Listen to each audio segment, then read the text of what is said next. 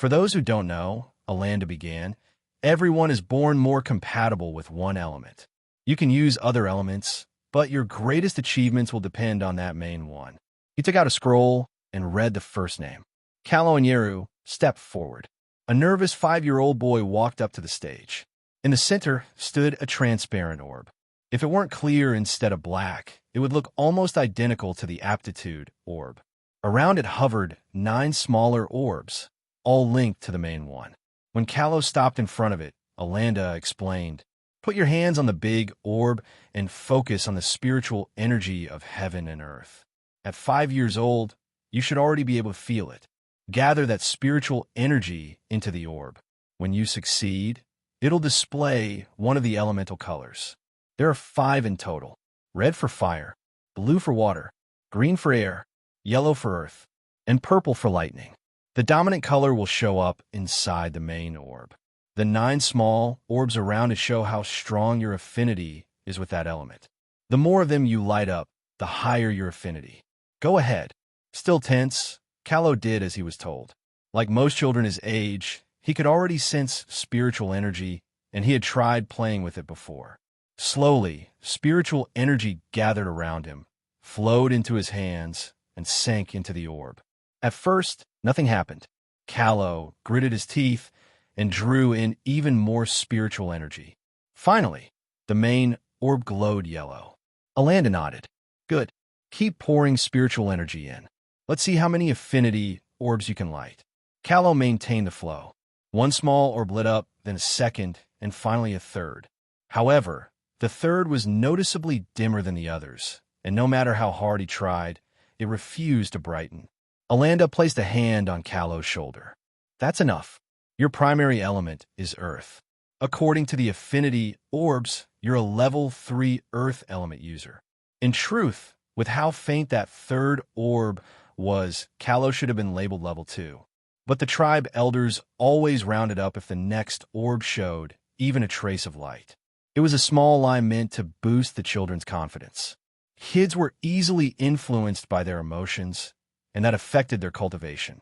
Giving them the illusion that they weren't too lacking kept them from losing heart. They would learn the truth when they were older. There was no need to crush them now. Later, you'll receive a cultivation technique suited to your element," Alanda continued. "You can only cultivate it after entering the energy-gathering realm, but it's good to familiarize yourself with it in advance. Go stand over there and wait." Callow stepped down, and Alanda turned back to the field. Next, Fabio Vallis. Another 5-year-old boy climbed onto the stage. He repeated the process and turned out to have fire affinity. 3 small orbs lit up, and his third burned almost as bright as the first 2. This time, the level was accurate. "Good. You have level 3 fire element affinity. Go stand with Callow and wait for the others." Next, Tyanka Galeen. Tyanka was the first yellow aptitude child to be called, and also the first girl. She hurried to the orb and followed the same steps. The main orb glowed green, revealing an affinity with the air element. One by one, 3 small orbs lit up in quick succession. Then the fourth came to life, shining at about half the brightness of the others. "Very good," Alanda said. "You have level 4 wind element affinity. Go to the side and wait with the others." The test continued, child after child stepping up to the orb. So far, the best result belonged to a boy with level 4 fire affinity. Unlike Tyanka, his fourth orb was just as bright as the first 3, a true level 4 fire user. Next, Rivio Juden. The crowd stirred. Rivio was one of the 4 green aptitude children this year. Even so, he was still only 5, and he was just as nervous as the others when he walked onto the stage. He placed his hands on the orb and drew in spiritual energy. The response was immediate. Energy gathered around his hands far more easily than it had for the previous children. A moment later, the main orb flared with purple light. Alanda couldn't help but smile. Lightning users were rare. Seeing even one among 100 children was already fortunate. Lightning was known for its destructive power, and the fact that Rivio also had green aptitude made it even better. Soon, 5 small orbs lit up in a clean row. The 6th remained dark, but Alanda was more than satisfied. Excellent. You have level 5 lightning affinity. I'm expecting great things from you. Rivio's face lit up with joy. He bowed quickly and joined the other children at the side. The tests went on until 37 children had been examined. Next, Ina Malaka. At last, it was time for the hidden blue aptitude girl to step forward. Ina obeyed the elder's call at once. Just like with Rivio, all eyes followed her as she walked toward the stage, which only made the little girl even more nervous. Her friends waved and whispered encouragement from below, and that helped her calm down a bit. She stepped onto the platform and placed her hands on the orb. Spiritual energy gathered around her palms at a shocking speed. Alanda's eyes widened. This was the first time he had ever seen a blue aptitude child take the elemental affinity test. Her control over the spiritual energy of heaven and earth was on a completely different level from the others. Only Alanda knew about her true aptitude, so the rest of the tribe simply assumed this was normal for a talented child. The main orb lit up instantly, flooding with a deep, rich blue. The water element inside was so dense that the air around the orb turned icy cold. Ina herself didn't feel a thing. She was the one controlling the element, after all. Then the small affinity orbs around the main one began to light up. 1, 2, 3, 4, 5. In barely a second, all 5 shone brilliantly. Next, the 6th orb flared to full brightness as well. Alanda couldn't help but admire her talent. She was already beyond him and Yuri. Both he and Yuri were green aptitude elders with 6 lit orbs for their own elements, but their 6th orb had only been faintly lit. In Ina's case, her 6th orb glowed just as strongly as the others. And it didn't stop there. The 7th orb flickered, then lit up too, dim but unmistakably active. It was the first time Alanda had ever seen the 7th orb turn on. Ina's face tightened with strain, so he decided to stop the test there. She tried to pull her hands away, but couldn't. A thin layer of ice had formed over her skin, freezing her to the orb. Good. Very good. Excellent. Alanda said, genuinely pleased. He placed his hands over hers, controlled the surrounding spiritual energy, and melted the ice. Then he gently patted her head. You have level 7 water affinity. Later, I'll give you several water-based cultivation techniques. You'll start practicing them once you reach the energy-gathering realm. Just like Rivio, I'm expecting great things from you. Don't waste that talent, understood? Ina nodded shyly and hurried off the stage. Rean and Roan had watched everything. Think our elemental affinity will beat hers? Rean asked. Roan thought for a moment. It should. We could sense spiritual energy from the moment we were born. In theory, whatever our element is, it should at least match her level. Rean nodded, then grinned. Want to bet on who has the higher affinity? Roan's eyes narrowed with interest. What are we betting? Rean's smile widened. 1 full week of desserts. Roan's expression turned serious instantly. This was his first time living in a proper body. As Death, he had existed for countless years without hunger or taste. Only after gaining flesh did he learn how good food could be. Desserts, especially, were now as precious to him as his own life. On the other side, Rean was no different. In his previous life, because of his soul's condition, he had never truly tasted or enjoyed anything. Only now did he understand how happy good food could make him. Their mother, Hamarlia, was a skilled cook. Even though the tribe didn't have many ingredients, she made the best of what they had and could whip up a few simple desserts. To Rean and Roan, those treats were treasures. The twins stared at each other, sparks practically shooting between their eyes. For the winner, a week of heaven. For the loser, a week of torment. There was no backing out. They shook hands at the same time. Deal. Alanda, who had kept part of his attention on the twins from the start, saw the killing intent in their eyes and almost jumped in, thinking a life-and-death fight was about to break out. Then they suddenly shook hands. He nearly burst into tears. Were those 2 demons plotting now? The test continued, and before long, it was Roan's turn. Roan Larks, come forward. Roan looked at the stage and walked up. Rean followed, right behind him. Since they had arrived together, Rean knew he would be called immediately after Roan, so he might as well stay close. Roan stepped onto the stage without a trace of nervousness. Unlike the other children, his expression was sharp and cold, as if he were stepping onto a battlefield, and this test would decide his life or death. Alanda had no idea what was going on in that boy's head. "You may begin," he said. Roan nodded and set his hand on the transparent orb. Spiritual energy rushed toward him faster than it had for any previous child, Inna included. Alanda felt a chill run down his spine. Roan's control over heaven and earth's spiritual energy was absurd. Roan focused everything on the task. He was going all out. Soon, the main orb finally showed a color. Pitch black. Alanda almost doubted his own eyes. Was there even such a thing as dark in the elemental affinity test? He vaguely remembered Yuri mentioning something about it once, but he had never actually seen it. Roan, however, didn't care about the color. The only thing that mattered to him was how many small orbs he could light. But at that exact moment, pan! A blaring sound exploded in his mind. Roan flinched, his concentration shattering. He barely managed to keep the flow of spiritual energy going. Then, deafening rock music crashed through his thoughts. On the ground, Rean wore an evil smile. Using the link between their souls, he pumped one of the wildest heavy metal tracks he knew straight into Roan's head. "I hope you like heavy metal," Rean cackled inwardly. In the end, Roan couldn't fully focus and only managed to light 7 small orbs with that inky black color. At least all 7 were completely bright. Without even looking at Alanda, Roan stepped down from the stage, shooting Rean a murderous glare as he passed. "You're not the only one who knows how to play dirty," he muttered. Hey everyone, Firescale Audiobooks here. If there's a novel you'd love to hear more of, you can support us on Patreon or Ko-fi. Depending on your tier, I'll make extra parts just for the stories you're most excited about. Usually I can only upload 4 to 5 parts of each novel, but with your support we can go beyond that. And of course, don't forget to hit subscribe. It helps more than you know. Roan might not care about his elemental color, but Alanda definitely did.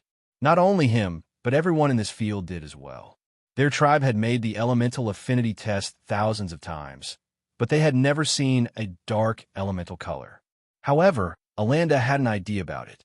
Yuri had commented with him in the past about it. It seems that there are some extremely rare element users in the world. Obviously, the region around the Astreg city didn't have anyone like that. At least, not until now. Alanda noticed everyone looking at him, waiting for the result of the test. In the end, he could only say what he thought that it was. Cough, cough. Level 7 Darkness Affinity. Alanda didn't even need to tell Roan to go to the side, since he was already there. Not only that, but he could see an awful expression on his face. Next, Rean Larks. Rean smiled brightly at Roan on the other side and ascended to the stage. At the same time, he thought, "Hee, you definitely will try the same thing as me. Too bad, though. It doesn't matter how crazy or loud the sound is, you won't be able to stop me. Those desserts are mine." Unfortunately for Rean, Roan had long since thought about this possibility.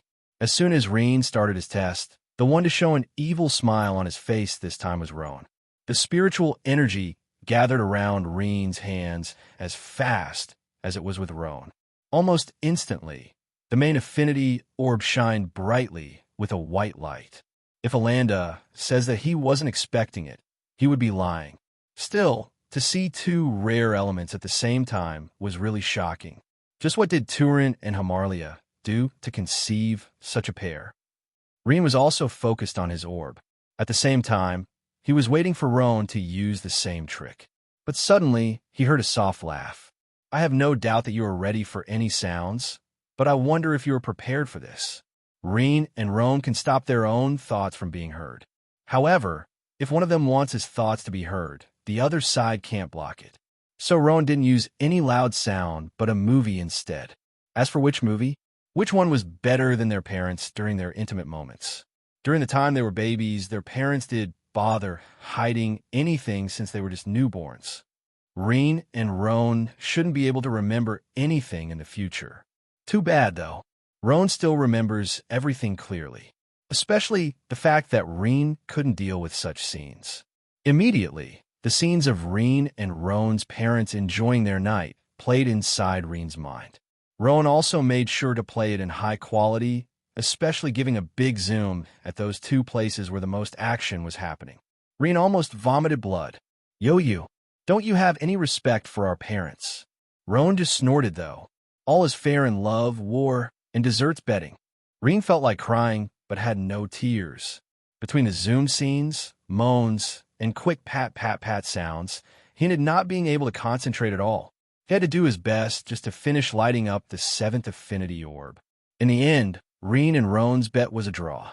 Of course, as soon as Rean got down from the stage, the two boys started another fight, which also ended in a draw. Alanda didn't know what to do with those two.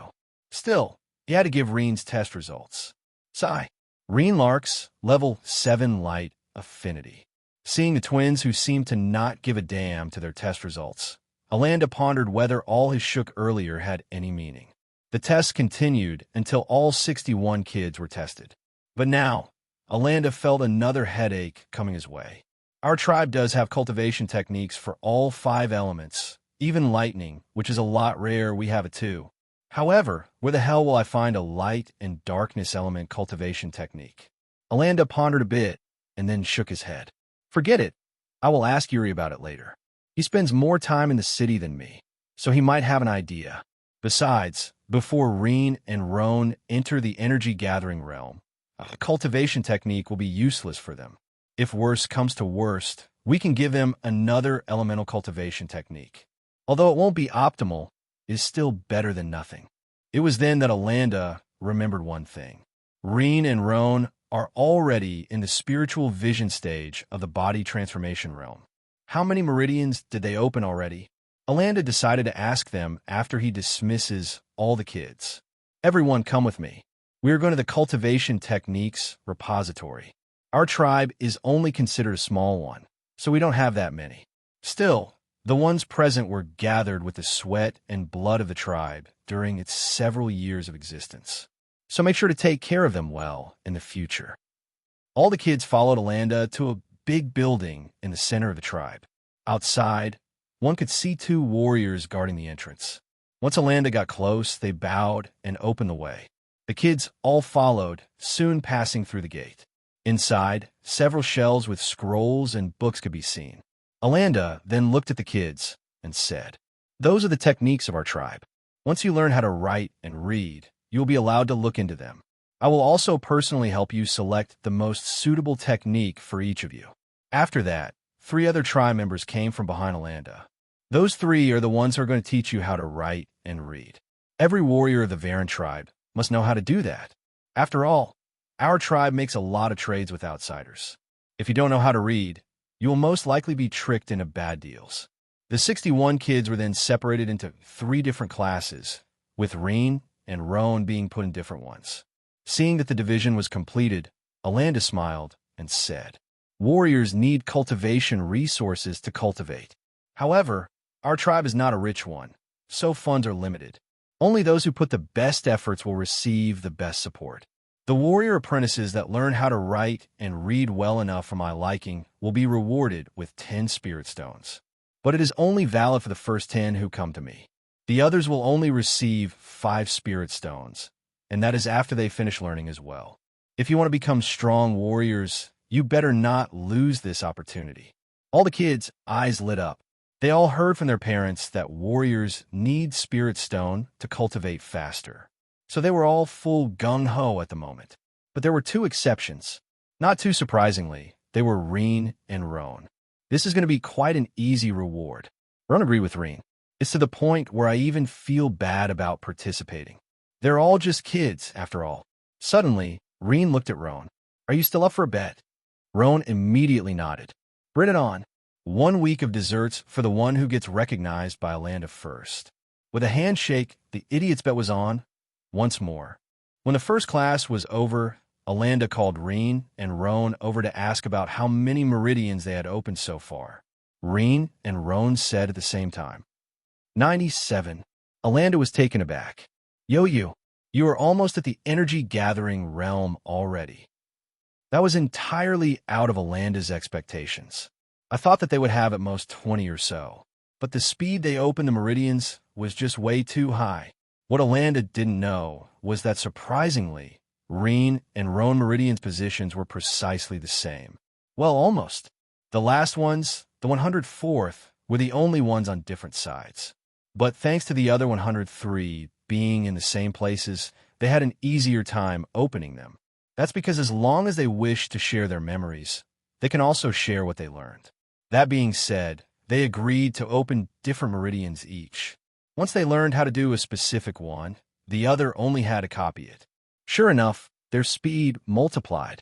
In the end, Alanda could only sigh and say, "Anyway, go back to your homes. I will try to see if we can find a compatible cultivation technique for your elements. For now, just focus on learning how to write and read. It should give me enough time to think about what to do." Rean and Roan nodded before leaving the room. Alanda then got up and went straight to Yuri's house. After giving his report, both of them have a rare elemental affinity as well. Not only that, but those elements are also at level 7 each.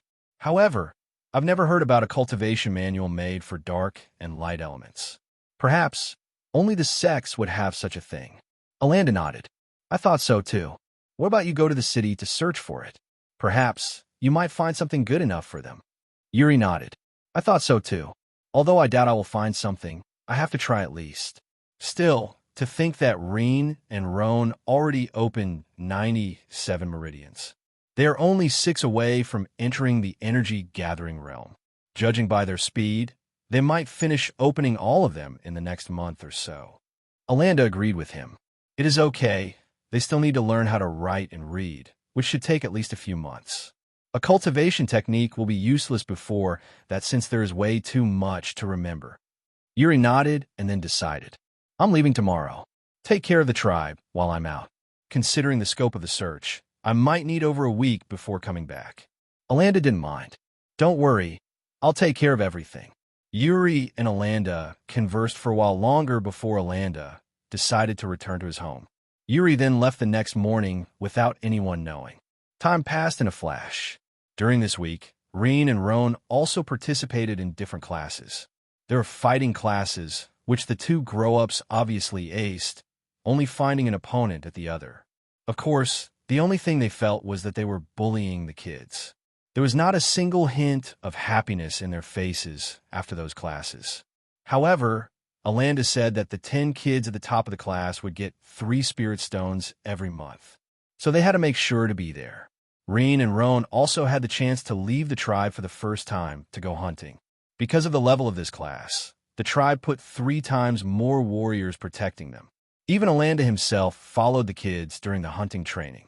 The forest around the Varan tribe were mainly occupied by Stage 1 demon beasts. Different from humans, demon beasts are categorized by stages, not realms. If we think about all the forests in the south region of Astreg City, you can find demon beasts varying from Stage 1 to 4. There are also rumors of Stage 5 ones living deep into the forests, but those beasts could only be dealt with by core and soul fusion realm cultivators or above. Something far away from Varan tribe's scope.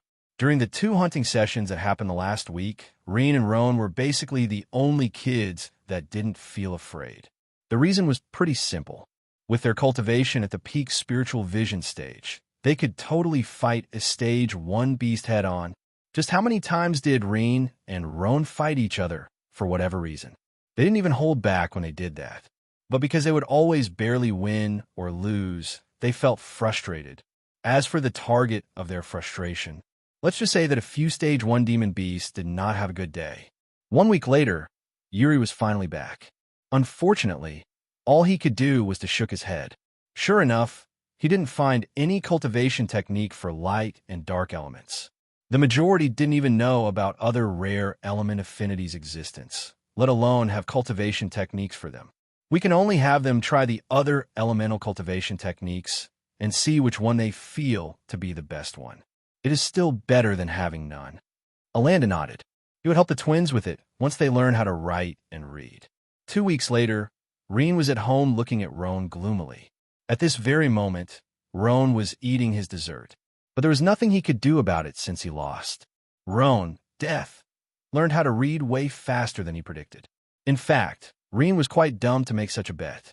Roan knew all the languages in their home universe. Even if this planet's language is different from anything he knew, it is still easier for him to put the pieces together. That was a difference in their experience. Roan noticed Rean looking at his desserts and snorted. "What you looking at? I won fair and square. Also, it was you who placed this bet, not me. So these desserts are mine. Even if you kill me, I won't give you a single one." Oof. Rean turned around after finish his dinner with his parents and went back to his room to train, but not before leaving a few words behind. You just wait. Turin and Hamarlia didn't know what to do with those two idiots. While Rean was upset for having lost an entire week of desserts, Alanda passed back and forth inside Yuri's room. 3 weeks. Only 3 weeks, and Roan learned how to write and read. Not only that, but he might also have it better than myself. Although Rean hasn't come to me yet, I'm sure he will be in the next days to take his writing and reading tests too. Are those two boys really just kids?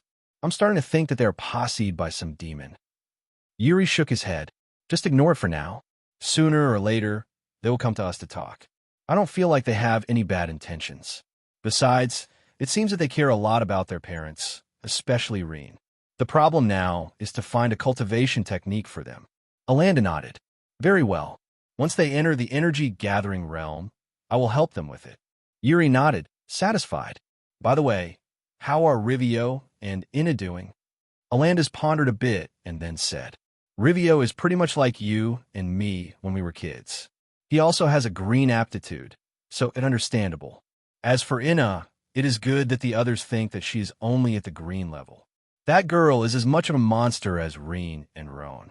The only difference is that she had never cultivated before the classes started.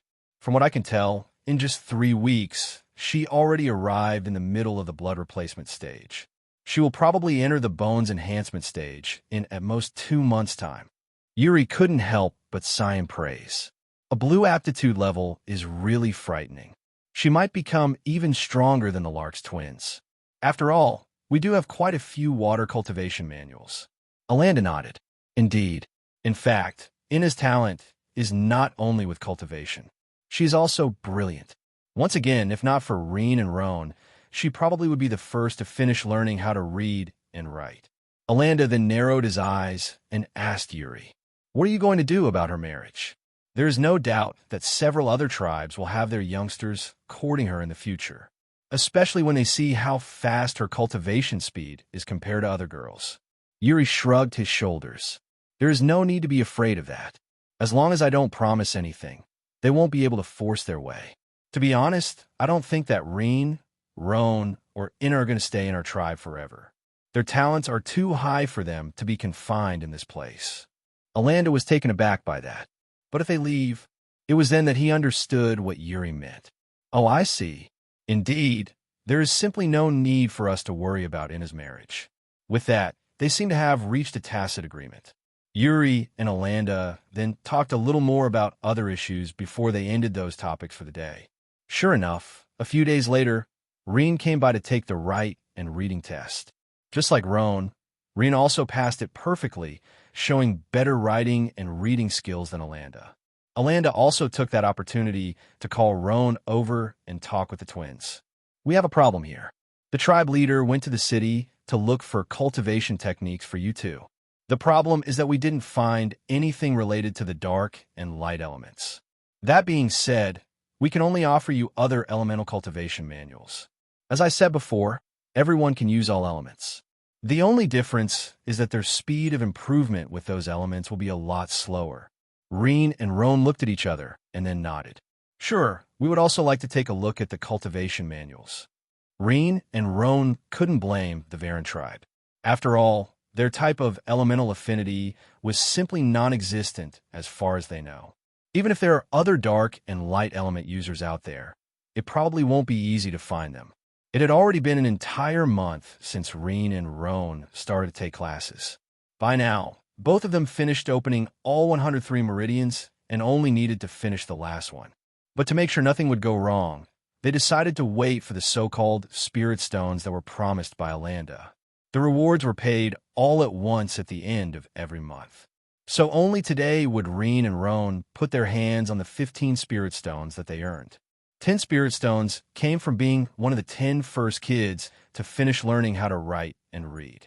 As for the other 5, they got it from the fighting classes. But surprisingly, Rean and Roan weren't the only ones getting 15 spirit stones. Ina Malaka also received the same amount. One must remember that before finishing to learn how to write and read, even if you were above the others, you wouldn't get the reward. Only after convincing Alanda that you really knew how to do that would you receive those spirit stones. Ina Malaka turned out to be the 3rd kid to do it. Not only that, but she also finished before the end of the first month. Both Rean and Roan have adult minds, so it is okay for them to learn that fast. They had the experience after all. But Ina is really just a kid with a kid's mind. Alanda noticed the surprised face on Rean and Roan. Ina went through my test just yesterday. Although she barely passed, she did that in less than a month. So don't think that only the 2 of you are smart in this class. Don't get complacent, or she might surpass the 2 of you in the future. Hearing that made Ina look down with embarrassment. She didn't like too much attention. She only did that much because she wanted the spirit stones to cultivate faster. In fact, Rean and Roan also didn't mind it. Even if she passed them in cultivation, that would have nothing to do with them. Still, they had to admit that Ina was extremely intelligent. Roan can't be counted since his past life is entirely different. However, Ina is definitely hundreds of times better than Rean when he was at her age back on Earth. That night, Rean and Roan returned to their room after dinner. After that, they quickly took out their spirit stones and looked at each other. Roan then decided to talk first. The 104th meridian might be weird. No one knows about it. Also, our meridians are in opposite directions as well. My own is on my right shoulder blade. Rean nodded. As for mine, it is in the left shoulder blade. Let's try to open it without using spirit stones first. Roan pondered a bit and nodded. Let me try it first. If something happens, call Alanda, over. Rean didn't mind and let Roan do as he pleased. Since he wanted to take the risk first, then so be it. Besides, it doesn't change the fact that it is just an extra meridian. There shouldn't be anything wrong with it. Roan then gathered spirit energy from heaven and earth and directed it to the 104th meridian. However, nothing happened. The meridian didn't even budge, let alone start to open. Roan tried several more times to no avail. He reached the point to accumulate as much spiritual energy as possible and strike the meridian's entrance. Still, the results were the same. That's no good. It doesn't open at all. Rean then attempted to open his own. Just like Roan, he tried it several times, but they all ended in failure. In the end, he could only give up as well. After some time, Rean looked at the spirit stones on the ground and asked, could it be that we don't have enough spiritual energy? What if we use the spirit stones to give us a boost? Roan immediately shook his head. It would be okay if the meridian was opening and we didn't have enough energy. But that was not the case. The entrance simply didn't move at all. This is not a problem with not having enough spiritual energy, but something else. Rean pondered a bit and then said, we know that this last meridian has something to do with the white and black orb connecting our souls through those white and black threads. We just need to understand what we're lacking to force them open. Roan nodded and pondered about this issue as well. Suddenly, he had an idea. When you look at this orb, what do you think? Rean pondered a bit. White and black, light and dark. It didn't take long for Rean to understand Roan's meaning. Balance. Roan nodded. It does make you think like that, doesn't it? It's like yin and yang, the perfect balance. So let's try to open both meridians at the same time. Also, leave your thoughts open so that we can be more precise while trying it. Rean accepted the idea. As much as I don't like it, I will do as you said. Roan snorted. The one who doesn't like it is me, but it is still better than being stuck in the body transformation realm forever. The two of them opened their minds and let their thoughts go through. At the same time, they gathered the spiritual energy of heaven and earth before directing it to the two meridians. Sure enough, the meridians showed signs of opening for the first time. Seeing that made the twins ecstatic, but it also perturbed their balance of spiritual energy. Because of that, the meridian closed right after. Shit. Again. Rean and Roan then restarted the process and didn't get distracted by the changes. However, it was easier said than done. As much as they tried to keep balance, they would fail in the end. Sometimes Rean used too much energy. Other times, Roan was too late with the accumulation of spiritual energy. 3 hours later, both Rean and Roan were drenched in sweat. They couldn't help but gasp for air. Still, they understood that it had nothing to do with the other. It was simply too hard to keep such a balance. Besides, the two of them missed the point several times, so it would be meaningless to start accusing. Rean and Roan might not like each other, but they're two grown-ups, after all. They wouldn't start a fight since both of them were making mistakes. This is hard as hell. Indeed. The only good news is that it doesn't seem like we need the spirit stones to open them, so we can leave the spirit stones for later. There is no other choice. We can only keep trying more and more. At first, we couldn't keep the balance for even a minute, but we can do that for at least 5 now. However, we only reached around 10% of the time we need from what I can feel. Is there really no other way to keep the balance? Stop complaining and let's do this. It might take some time, but it is not like we're lacking it to start with. If anything, we are far ahead of any other kid of our age. Rean smiled gloomily, but they started again. The next morning, Rean and Roan went to class, looking like 2 ragged dolls. Hamarlia asked if they didn't want to stay home for the day, but they refused. They needed some time off after an entire night of tries. Time passed, and another week went by.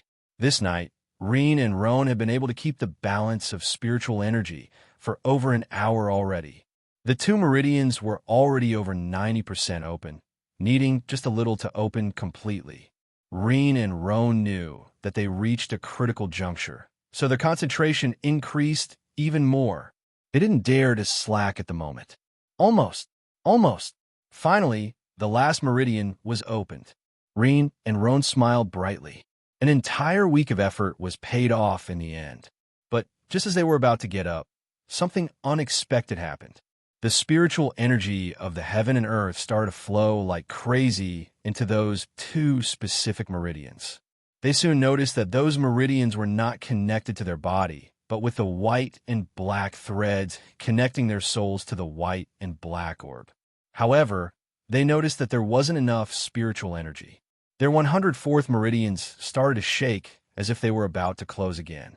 Seeing that, Rean and Roan were frightened. Spirit stones, grab your spirit stones. They reached under their beds and immediately took the spirit stones out. The spiritual energy inside the spirit stones started to rush into the last meridians, then into the white and black threads, finally reaching the white and black orb of light.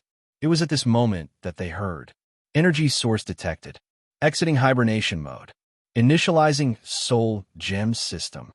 Soul gem type received an unexpected upgrade during the last reincarnation. Analyzing new soul gem. Soul gem type not available on database. Soul gem is now temporarily renamed as Yin Yang Soul Gem. Synchronizing soul gem system with upgraded soul gem type. Process 1%. Rean and Roan looked at each other, puzzled. What is this thing? It sounds like a machine. Roan shook his head. I've never heard about anything like that before. There was no such thing back in our universe, either. A machine that can connect souls? Soul gem system? I have no idea what this thing is. First of all, is it even a machine? Process 15%. Rean and Roan changed their focus to the white and black orb. Other than the 2 of them, no one else could see it. It was easy to see the spiritual energy of the spirit stones rushing inside. However, we don't have enough spirit stones. What should we do? If it continues like this, our meridians might close or even get damaged. Process 37%. In just 10 minutes, more than half of their spirit stones already turned into dust. No other choice. Let's rush to Alanda's house and beg. Grab the remaining spirit stones, and let's go. Once he sees how much spirit stones is rushing inside us, we might be able to convince him. Roan had to admit that there was no other place at the moment. Sure, Yuri was also an option, but it would be hard to reach his house without being stopped. Unfortunately, they don't have time to discuss it with others. Rean and Roan rushed out of the room and went through the house's exit. Hamarlia saw the 2 leaving in a flash, but only shook her head before sighing. I wonder what kind of bet they made this time. The people who saw Rean and Roan running were surprised by their speed. They didn't know that kids could be this fast. Even the warriors on the way gasped at that, since they weren't any faster. Aren't those Rean and Roan? Where are they going this fast? Probably to Alanda's house. After all, he is the one in charge of this year's kids. Still, was it me? Or they were absorbing spiritual energy like there was no tomorrow. You saw that too? I noticed that they were holding spirit stones as well. I hope they are not wasting it, since spirit stones are hard to get. Rean and Roan only took 5 minutes to arrive at the tribe vice leader's residence. Without even asking the guard in the front, they rushed inside. Hey, stop there, brats. Too late. Rean and Roan were no slower than him. Rean and Roan barged into Alanda's living room and found him reading a few documents on the table. Brats, just wait until I get you. Alanda looked at Rean and Roan with a puzzled face. But right after, he noticed the ridiculous amount of spiritual energy rushing into them. The guard arrived right after and was just about to grab them when Alanda spoke. Leave them be, also go outside. The guard didn't understand why Alanda wasn't angry, but followed the orders nonetheless. Yes, tribe vice leader. The guard soon disappeared, leaving only Rean and Roan with Alanda. What is happening with you two? What is all this spiritual energy? Suddenly, Rean and Roan knelt on the ground. Tribe vice leader, please help us. We need spirit stones urgently. Otherwise, our meridians might get damaged. What? Alanda was taken aback. If it was anyone else, he would have kicked them out already. However, seeing the crazy amount of spiritual energy entering their bodies and the spirit stones in their hands, he found it hard to not be shocked. What have you done? Rean and Roan looked at each other and nodded. We opened our 104th meridian, and then this happened. Alanda thought that he heard it wrong. 104th? What 104th? There is no 104th meridian. Are you making fun of me? Rean and Roan immediately shook their heads. It is true. If tribe vice leader wishes, you just need to check our bodies. Rean and Roan had no other choice other than saying that. Of course, they kept the white and black threads and the yin-yang soul gem out of this conversation. After all, only they could see it anyway. The only thing that Alanda would be able to feel is their extra meridian. Sure enough, Alanda touched their bodies and sent a wave of spiritual energy inside. After that, he used his spiritual sense to see the lightened meridians. As hard as it was to believe, there were really 104 meridians in the twins' bodies. Process 53%. By now, Rean and Roan were almost without spirit stones. Alanda noticed that they weren't joking. He gritted his teeth and disappeared from the living room.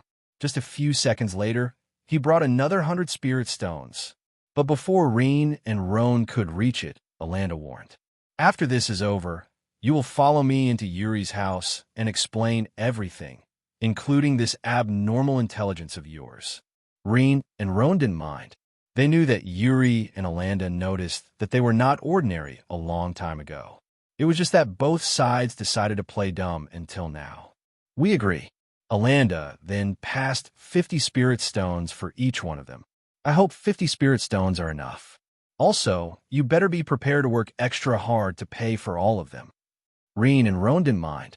They could simply keep taking first and second place for all those class activities later. Sooner or later, they would compensate for the amount.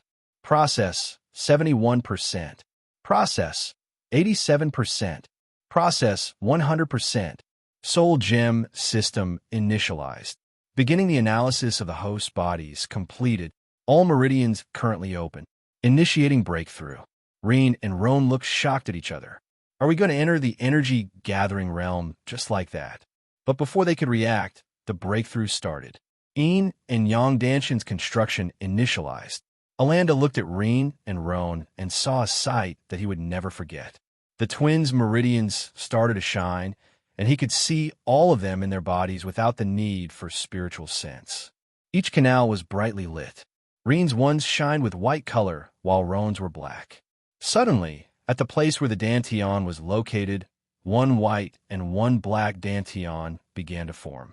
Obviously, Rean had the white Dantian, while Roan had the black one. But the issue was that even Alanda could see it happening. As the Dantians were formed, the brightly lit meridians also started to move inside their bodies, connecting with the Dantians perfectly. The only thing that didn't move was the entrance of the meridians, which continued the same. That was a sight to behold. Usually, when a kid starts to cultivate, they would keep their spirit stones until they reached the peak of the body transformation realm. Few of them would use spirit stones before that, since you will need a lot of spiritual energy to create your first Dantian. That is what is happening precisely with Rean and Roan at the moment. Of course, there is an enormous difference. Rean and Roan were almost at the peak of the body transformation realm to start with. Because of that, they did not have enough time to accumulate the spirit stones. Thanks to that, they were forced into this situation. The worst part is that the soul gem system initiated the breakthrough on its own. That's correct. A breakthrough is usually initiated by the cultivator. Rean and Roan were planning to first pay the spirit stones and then get a few more before going ahead with the Dantian construction. With no other choice, both of them had to concentrate on the Dantian formation process. After all, since the system only forced its initiation, it was up to Rean and Roan to build it. If not for the sight of the Dantians and meridians appearing through Rean and Roan's bodies, Alanda would definitely be fuming now. It was evident that the twins didn't have enough spirit stones for the breakthrough, so they were basically forcing his hand into getting even more for them. Still, Alanda couldn't confirm if it was on purpose or not, so he gritted his teeth once more and brought out another 100. Rean and Roan noticed that and couldn't help but feel thankful to Alanda. They are really helpless at the moment. Everything was going in a direction that they haven't planned before.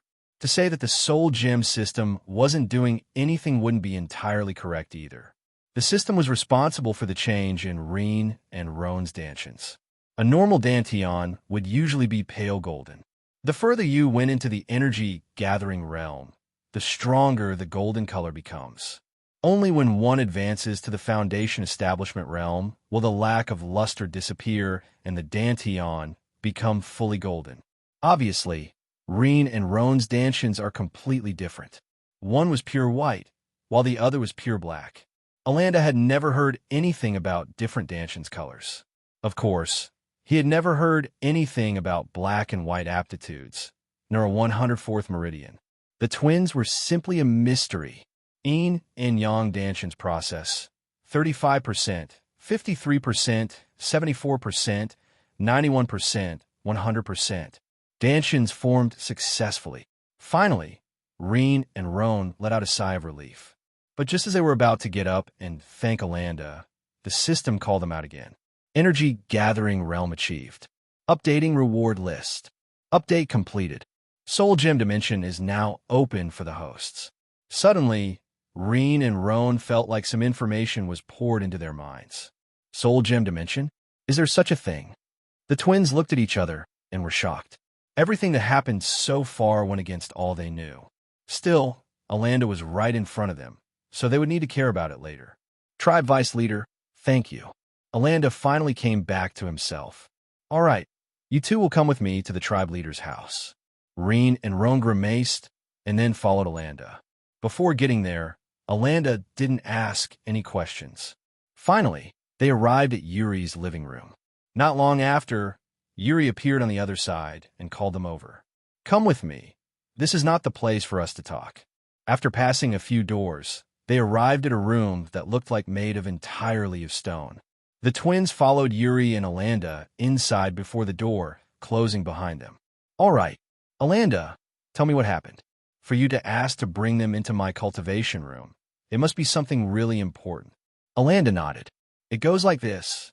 As Alanda explained what happened, the more surprised Yuri's face became. In the end, Yuri's surprised expression changed into one of shook. He looked at Rean and Roan as if they were some kind of monsters. Just what, the two of you? And don't come up with an excuse. I know very well that you are anything but kids. Rean and Roan pondered how they should explain this. It would be hard to believe that they came from another universe.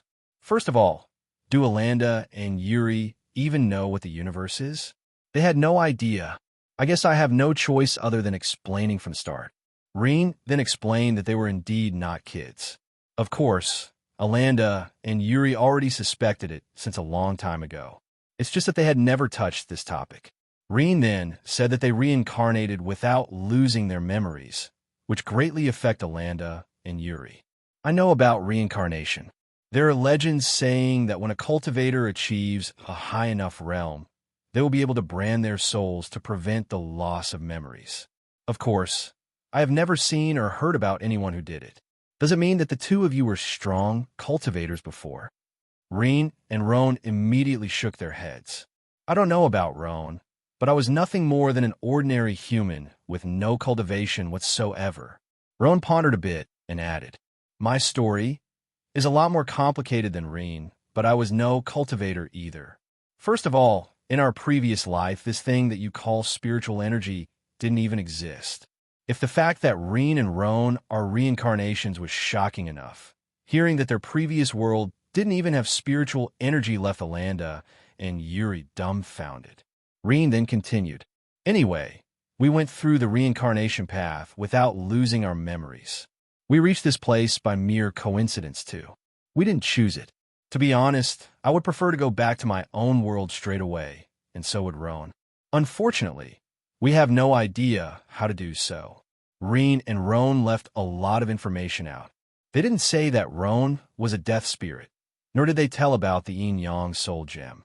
It didn't seem like they would know about the universe, so they didn't comment about it either. Yuri sighed and then spoke. Simply put, although you have your previous life memories, none of those memories would help you in the cultivation world. Rean pondered a bit before saying, I wouldn't say that they would be useless, but I really can't find a good use for them at the moment. Roan nodded as well. His job was basically to guide the souls into the reincarnation path.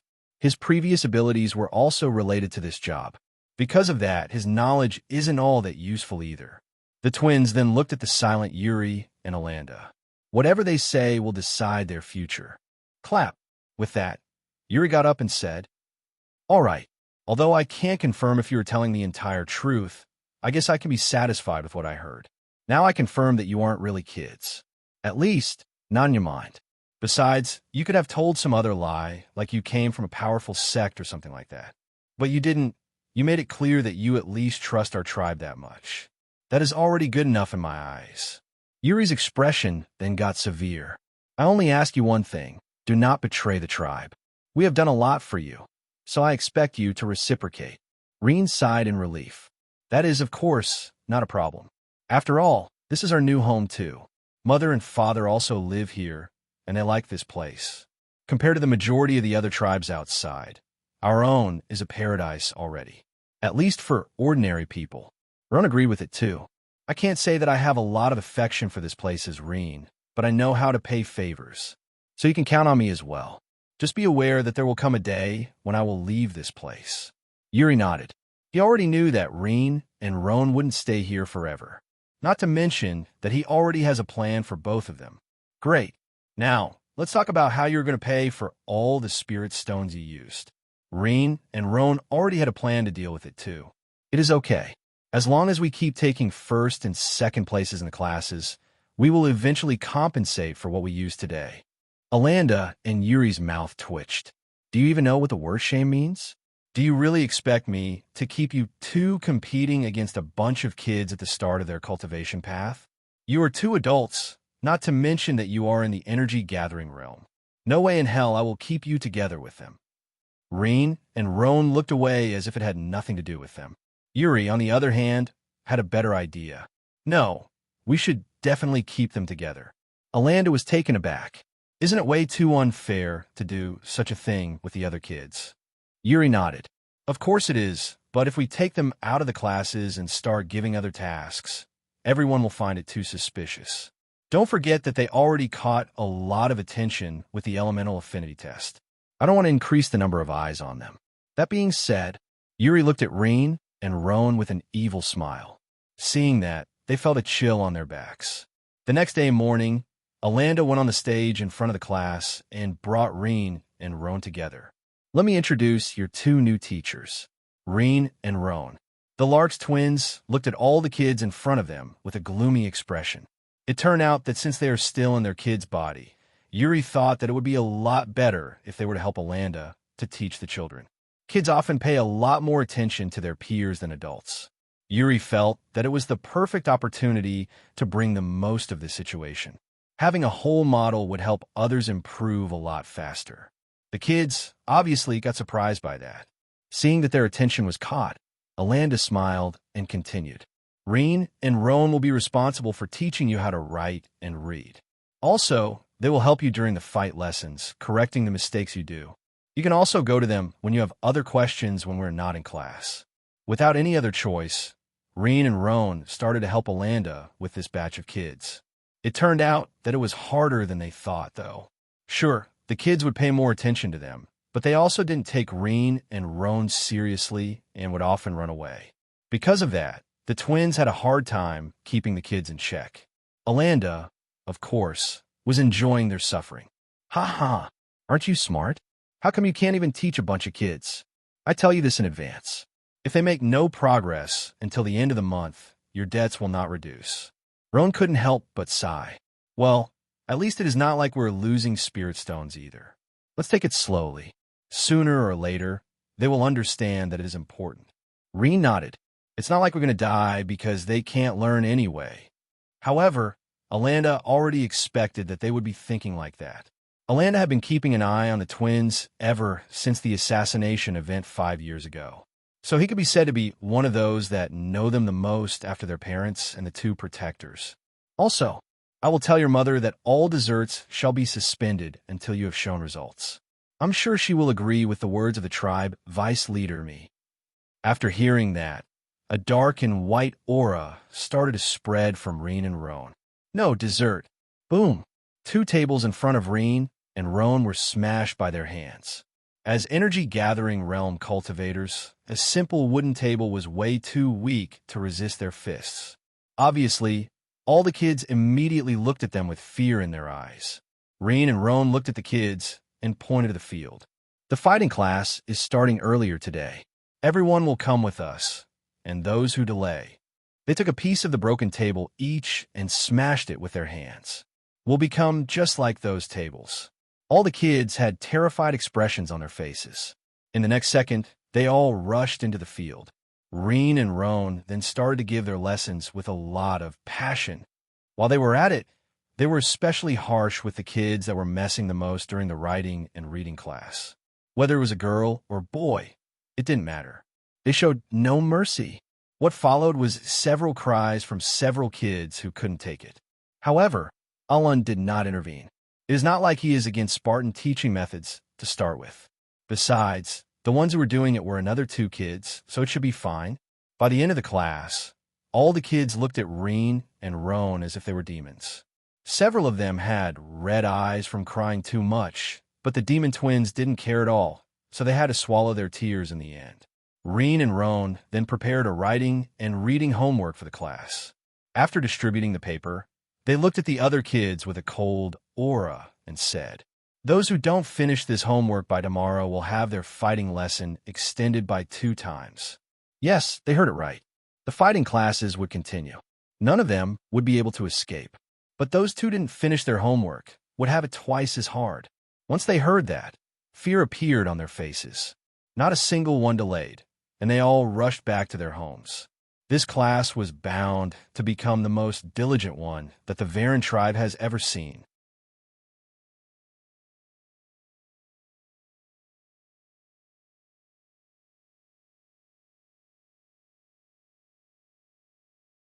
That night, Rean and Roan finally got some time to take a look at the soul gem system, or to be more exact, into the soul gem dimension. Previously, the soul gem system sent them some information on how to enter it. They just had to focus on the soul gem and wish to enter at the same time. Yes, it couldn't be helped. They had to do it together as well. Finally, the soul gem activated, and Rean and Roan disappeared from their room. The only thing left behind were their clothes. Sure enough, other than Rean and Roan, nothing else could come with them. It only took a second for them to appear in the soul gem dimension. Obviously, they noticed the other side naked body, but ignored it completely. After being forced to bath together thousands of times by their mother, they simply couldn't feel care anymore. Instead, they started to look around. The dimension turned out to be very small, no more than a few meters from one side to another. It was also almost empty except for the ground and a black and white orb at the very center. Rean and Roan nodded at each other and moved closer. But as soon as they gave the first step, the system voice appeared in their minds again. Host detected. Host's authority level, 01. Awaiting orders. Rean couldn't help but comment. It looks like some sci-fi movie, don't you think? Roan nodded. Still, it doesn't look like a machine at all. Rean then touched the orb, but nothing happened. He pondered a bit, and then sensed some spiritual energy inside. This time, the orb answered. One host detected. Awaiting next host. Roan understood and touched the orb before sending his spiritual energy inside too. System activated. Please select an option. 1. Reward list. 2. Information. 3. Weaponry. 4. Missions. Rean and Roan looked at each other and immediately selected information. Please state your question. Rean took a deep breath and asked, What are you? This is the Soul Gem system. This system is responsible for helping and guiding the host during their cultivation path. What is your objective? Connect the two halves of the universe. Rean and Roan were taken aback. What do you mean with two halves? Host's previous universe is only half of its whole. The universe that hosts are present at the moment is the other half. It would be one thing if Rean didn't know about it. But even Rean and Death had never heard about it before. One must remember that Rean had lived for countless years in the previous universe and enjoyed a high status. Still, even he didn't know that his former universe was only half of a whole. Well, that is considering that what this thing is telling is the truth. Rean then looked at the orb and asked, How did the universe get split in two? User's authority level is too low. Access denied. Rean and Roan finally understood why there was an authority level. Rean then asked something he had been curious about all this time. How come you appeared inside my soul? Host was selected at random. There were no requisites for the selection. That was quite plain. Was it you the one responsible for my lack of emotions during my previous life? Host is correct. In order to keep the soul gem as clean as possible before reincarnating, the host could not be allowed to have emotions. Rean's eyes narrowed. Why? Emotions would affect the soul gem, which could severely impact its ability to save memories. Then why didn't you activate before? Do we really need to come here to do that? The process was necessary. The previous universe has lost its capability of generating spiritual energy, which is essential for the soul gem system to work. Roan, on the other hand, was more preoccupied with the universe unification thing. What will happen if we don't unify the two halves? The two halves are approaching the breaking point. Once the threshold is surpassed, both universes' halves will be sucked into a singularity. Everything will be compressed into this point. A new universe shall be born from scratch. All actual existent life will cease to exist. Rean and Roan were shocked to hear that. Doesn't that look like the Big Bang Theory of your Earth? Rean nodded. Still, is such a thing possible? Roan shook his head. I don't know. I haven't been there at the start. But I can't say that it is all a lie from everything we have seen so far. Rean then thought about something else. Wait, if that is the case, why did you bring us here? Wouldn't it have been better to simply select someone in this half of the universe? Authority level is too low, access denied. It seems like there's a big secret behind this choice as well. Roan then asked another question. What is the level of authority necessary to unlock those answers? Authority level is too low, access denied. Roan's mouth twitched. I can't even know how much I need? Fuck you. Rean pondered a bit and then suggested. What if we deliver this orb to some strong cultivators sect? They should be able to do a lot more than the two of us can. Truth be told, I don't want to get involved in this mess. Roan couldn't help but nod as well. Warning. Soul gem removal will provoke the host's deaths. Warning. Soul gem system detected that hosts are not willing to help. Soul gem detachment started, initiating search of new hosts. Roan and Rean felt a chill on their backs. Cough, cough. I've always thought that I wanted to save the universe. Now look at that. My chance is finally here.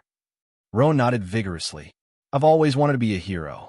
Which hero hasn't saved one or two universes before? You can count on me. Yes, definitely. Search of new host canceled. Detachment process stopped. If one looked closely, they would be able to see drops of sweat falling from Rean and Roan's faces. So, what should we do then? Host power is too low. Hosts must increase their cultivation level first. Rean and Roan nodded. What level of cultivation do we need? Analyzing. Lack of information. The system can't determine the cultivation realm necessary. The twins sighed and then made a few more questions. In the end, some could be answered, others needed a higher level of authority. Anyway, let's take a look into the reward list. Access denied. Authority level is too low. They finally started to get annoyed. What level is necessary to open the reward list? Authority level 2 is necessary to open the first rewards. Rean and Roan's eyes brightened. At least they know the level to open the list this time. Do we need to complete a mission to increase the authority level? Correct. Rean and Roan then select the mission option. But surprisingly, there was only a single mission available. It would be okay if it was only that, but Mission 01, Increase of Brotherly Affection. Immediately, Rean and Roan's expressions went dark.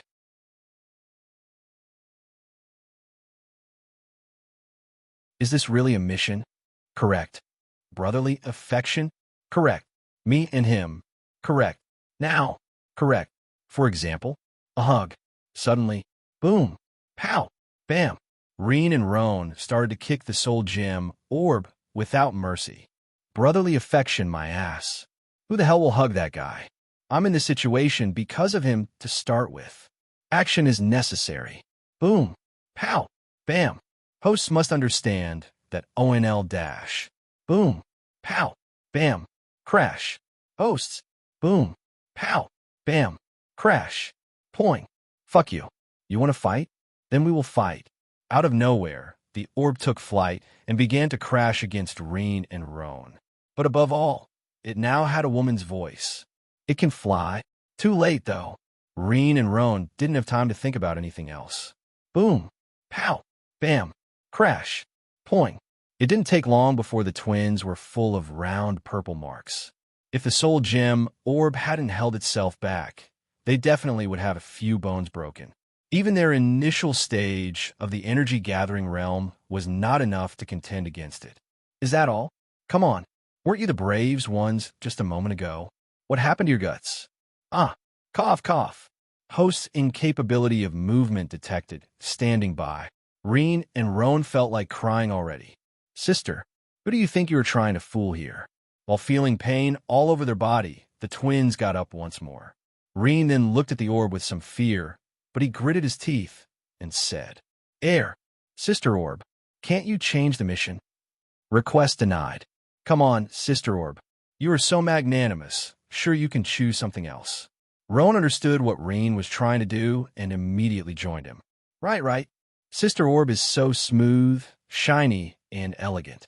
Changing the mission to something more acceptable is definitely an easy task for someone as amazing as you. Request Analyzing request. Rean and Roan's eyes instantly lit up. As expected of Sister Orb, such an open mind. No wonder Sister Orb is beautiful as a swan. How can you say that of Sister Orb? A swan can't possibly compare with Sister Orb's demeanor. Right. How could I say such a thing? System Orb is the most beautiful and noble orb in the entire universe. Mission change request accepted. New mission. Kill 10 stage 1 demon beasts. Rean and Roan let out a sigh of relief. Anything but a hug. They would rather die. Let's leave before she changes her mind. But it was then that they remembered. How do we leave this place? Leaving request denied. Database is empty and needs more information. Hosts must provide more information from the outside world before leaving requests can be processed. Roan looked bewildered at the white and black soul gem orb. Well, if it is just giving more information about what we saw so far, then it shouldn't be a problem. Although Roan thought like that, Rean had an entirely different idea. Sister Orb, could it be that you're feeling lonely and want someone to talk with? As soon as Rean asked that, the orb trembled a little, but it soon returned to its unmovable state. Seems like I hit the bullseyes. Roan couldn't help but ask through their soul connection. How did you know? Rean only shrugged his shoulder, though. Quite simple. Sister Orb had been inside my soul during my entire previous life, but she had never appeared. Also, I doubt that she can't see the outside world, so what does she need to hear that she hasn't seen yet? So I thought that perhaps she was feeling lonely.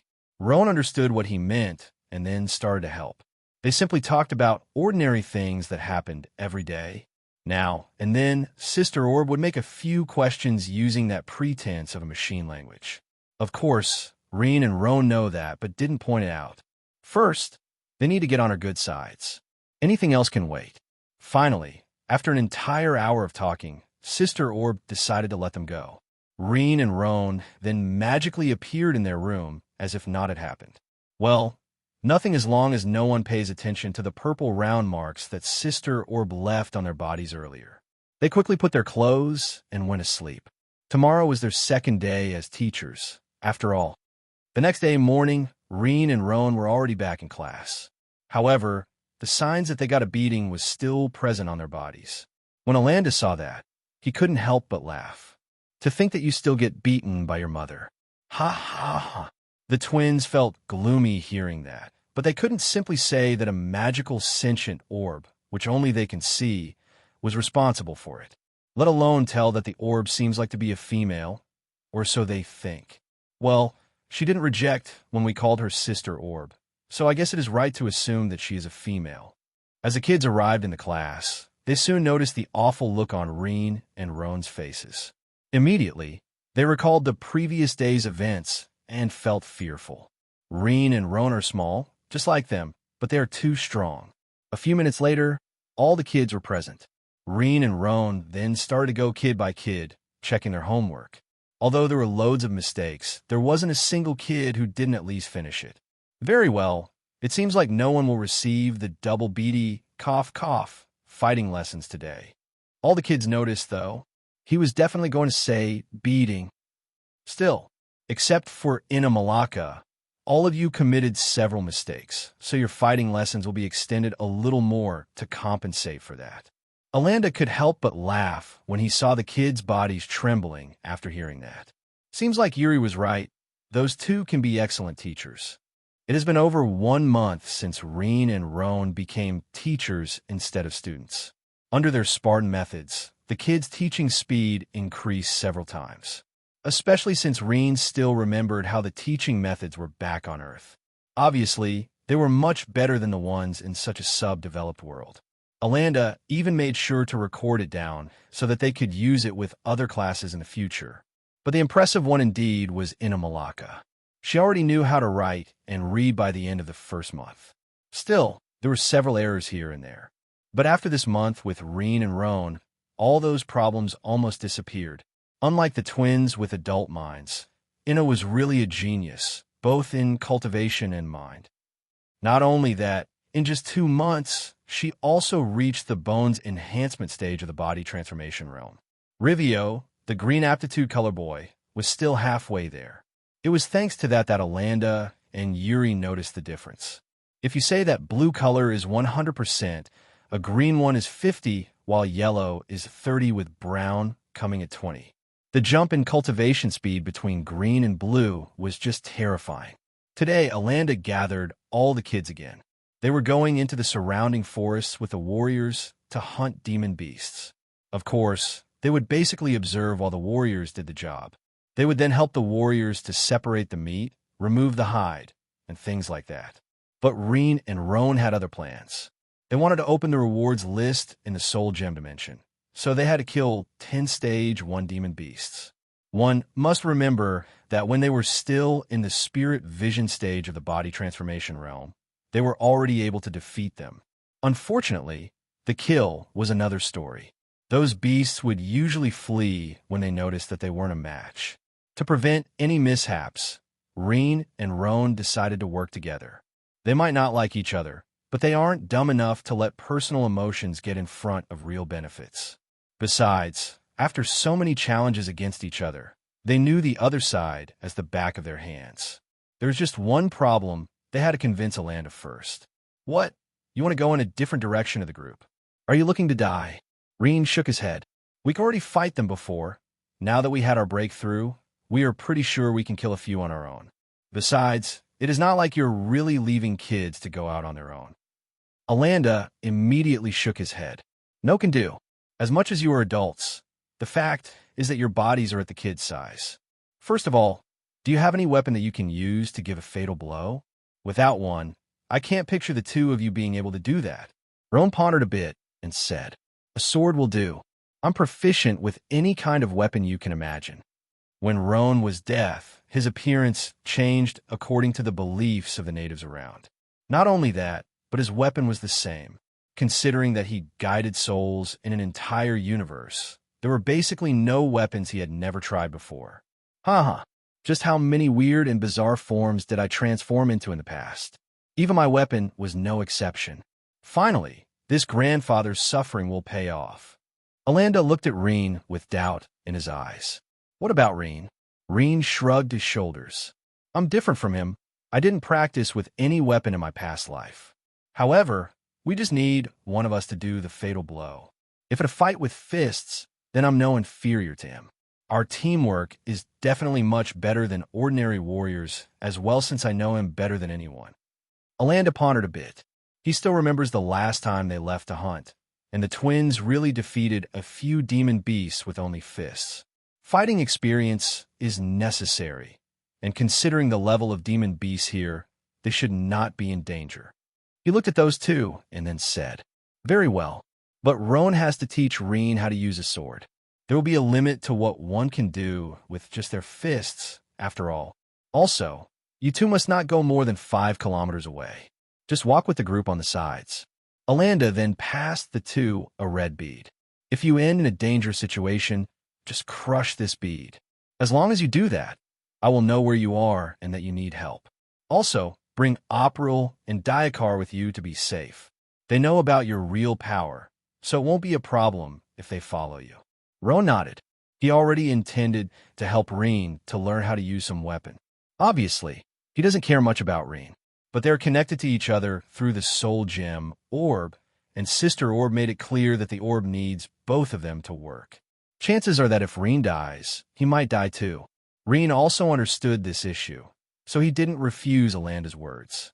It's just that he didn't want to ask it himself. Alanda then warned the two. I won't be able to check on you since I need to keep an eye on the real kids. There's also the chance that some of the nearby tribes will attack us. But this is also the reason that you should be fine. After all, they would come for the biggest group than a few stray gods. They would never consider the possibility of geniuses leaving the protection of the warriors. Rean and Roan kept nodding at everything Alanda said. After that, he passed the two one sword each. It was quite a weird sight since the sword was almost as tall as them. However, as soon as Roan took it and began to handle the sword, it looked like the sword came to life.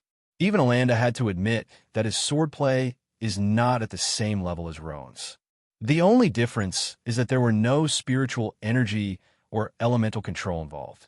Of course, there was no spiritual energy back in the other half of the universe, so Roan couldn't use it to start with. Good. I can try it with spiritual energy and darkness element later. Alanda got a lot more assured after seeing that. All right, all the kids should have arrived at the gate already, so let's go. The group left the gate and made their way the closest forest. Not too long after arriving in there, Rean and Roan sneaked out of the group and took a few kilometers of distance. April and Diakar were already there waiting for them as well. Hey Rean, Roan, are you two really going to fight alone? Roan nodded. Yes. Oh, right. I'll be teaching this idiot over there how to use a sword. If you want, you could do that as well. I'm pretty sure it will be of great help to you two in the future. April and Diakar were taken aback. They had never seen Roan holding a sword before, so how could he know how to use one? Sure enough, they laughed after that. Sure, we'll take a good look. Not too surprisingly, they didn't believe Roan. They can't be blamed, though. After all, they still don't know that Rean and Roan aren't really kids. In their eyes, the twins are just a lot smarter than the others at the same age.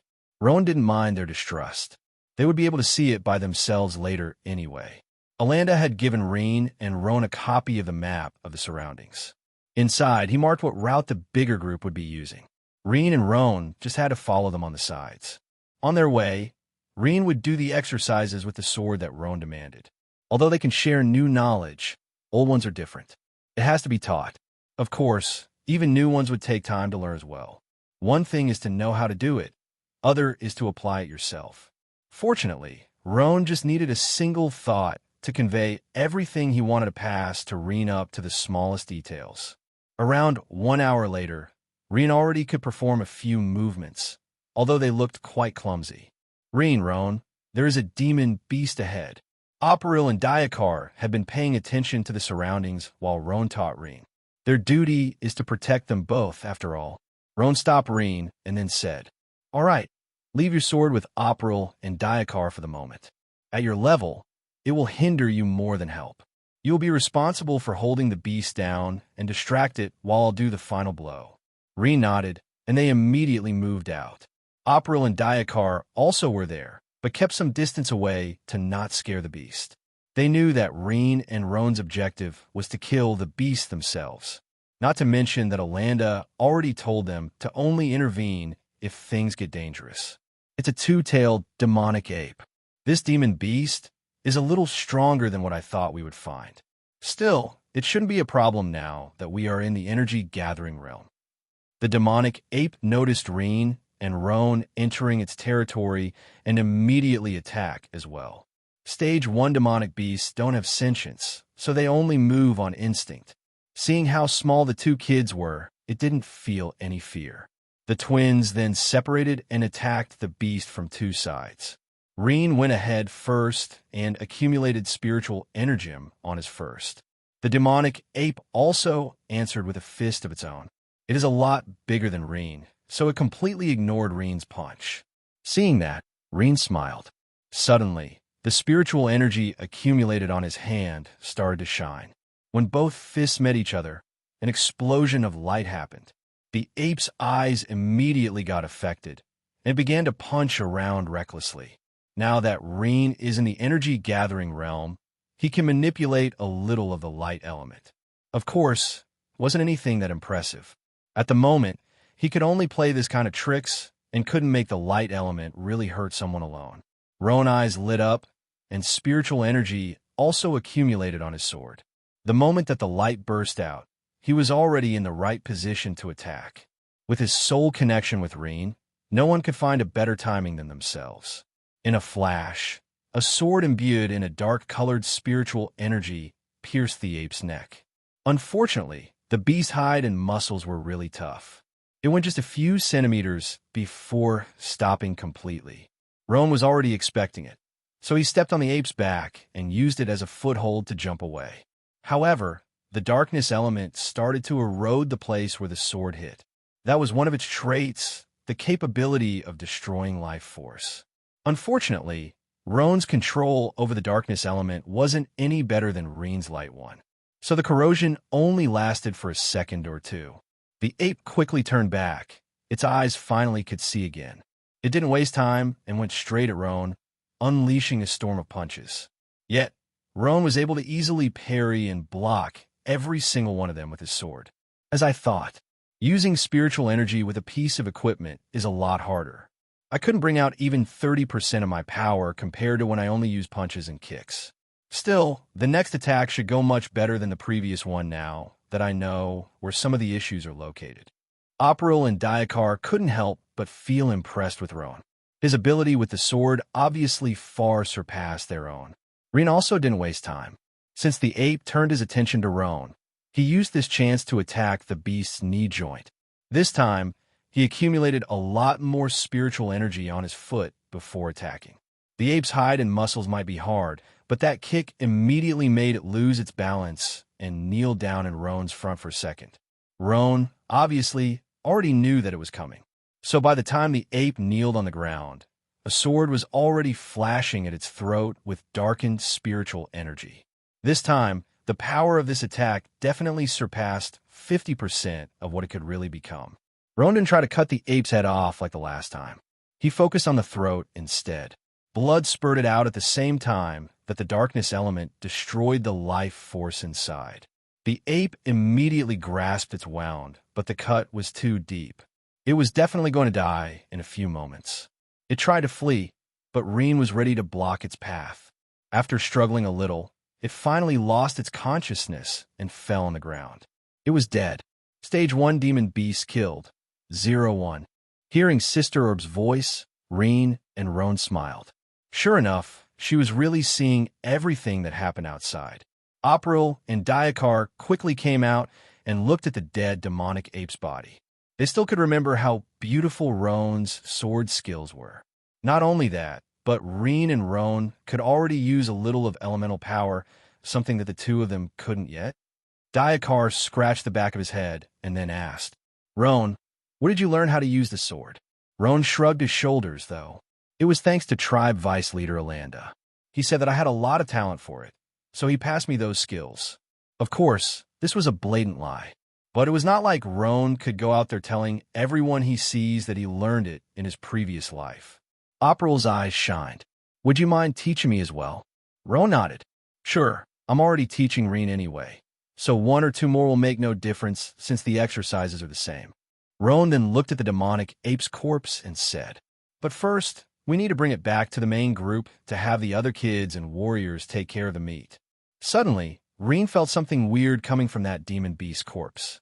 Roan, can you feel it? Roan looked at Rean, puzzled. Feel what? Rean was surprised that Roan couldn't feel the same thing as him. In his head, there is something inside. Hearing that, April and Diakar's eyes shined. Are you sure? Let's open straight away then. It is probably a demon core.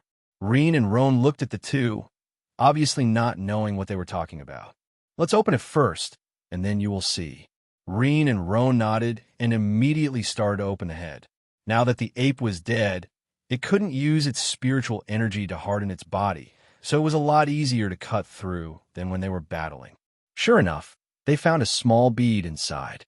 When Roan touched it, he finally felt the presence of that energy that Rean talked about. As for Rean, he also understood why only he could sense it before. Life energy.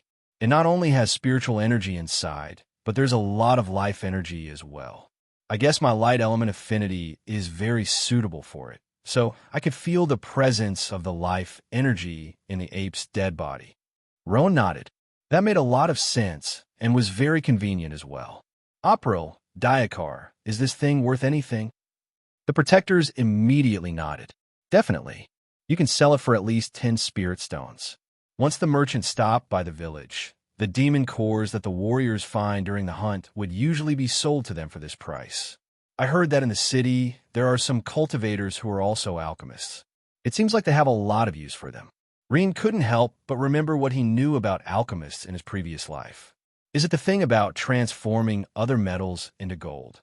Roan couldn't help but snort. Why don't you ask them if there is a philosopher's stone as well? Who knows? You might even find a cultivator called Harry Potter. Rean's ears got red. Sure enough, Roan saw straight through him. April and Diakar looked at Rean with a puzzled face, though. Who is Harry Potter? Rean immediately changed the topic. Cough, cough. Forget about him. It's no one important. By the way, tell me more about those alchemists. April and Diakar nodded. Well, to answer your first question, why would an alchemist want to create gold? Although it is good for the ordinary people to use for transactions, it doesn't have much of a value for cultivators. I don't know if they can really transform other materials into gold. Still, I reckon that it would be a waste of spiritual energy. Instead, they create pills that have miraculous effects on cultivators.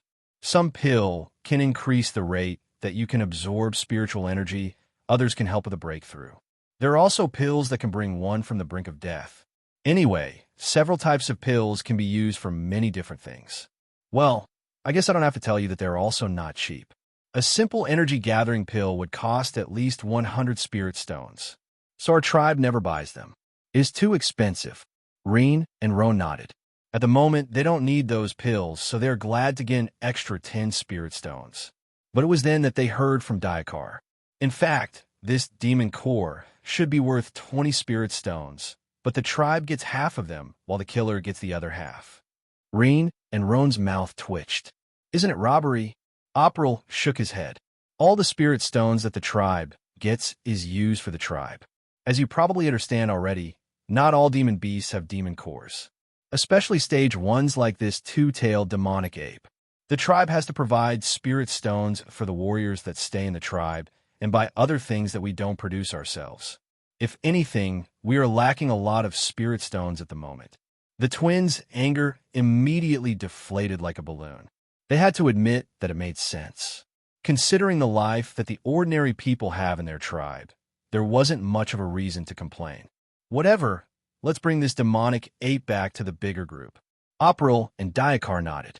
With the four working together, it wasn't a problem to carry the ape's body back. When the other warriors and the kids saw them approaching, they were taken aback. They had noticed the twins' absence after some time, but Alanda told them that they were fine. Still, no one expected that they would come back with a two-tailed demonic ape's body. Rean and Roan ignored their eyes and went straight to Alanda to pass over the demon core. They had no intention of hiding it to start with. The tribe had helped them a lot, so they would definitely reciprocate. Not to mention that they still need to pay their debts. Good. With this, the 10 spirit stones that I was going to charge for the swords are paid.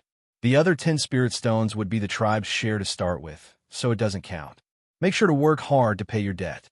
The twins' mouth couldn't help but twitch. Stingy old man. Alanda just smiled in response. Thank you for the compliment.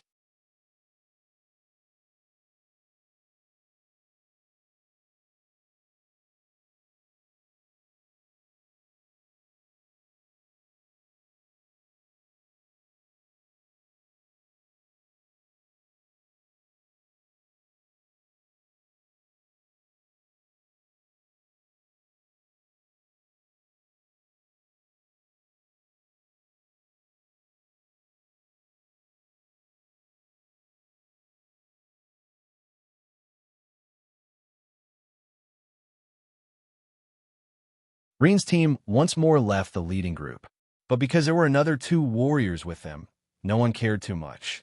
The other warriors simply thought that it was April and Diakar who really killed the ape. No one tried to explain, so it stayed like that. If there was something to pay attention to, it is the fact that Alanda is allowing those 4 to move separated from the group. But since it's his orders, the warriors wouldn't complain. Once again, Rean's group opened a few kilometers of distance from the leading group. However, the two-tailed demonic ape was the strongest demonic beast they found so far. The next 6 ones couldn't compare to it, so Rean and Roan quickly dispatched them.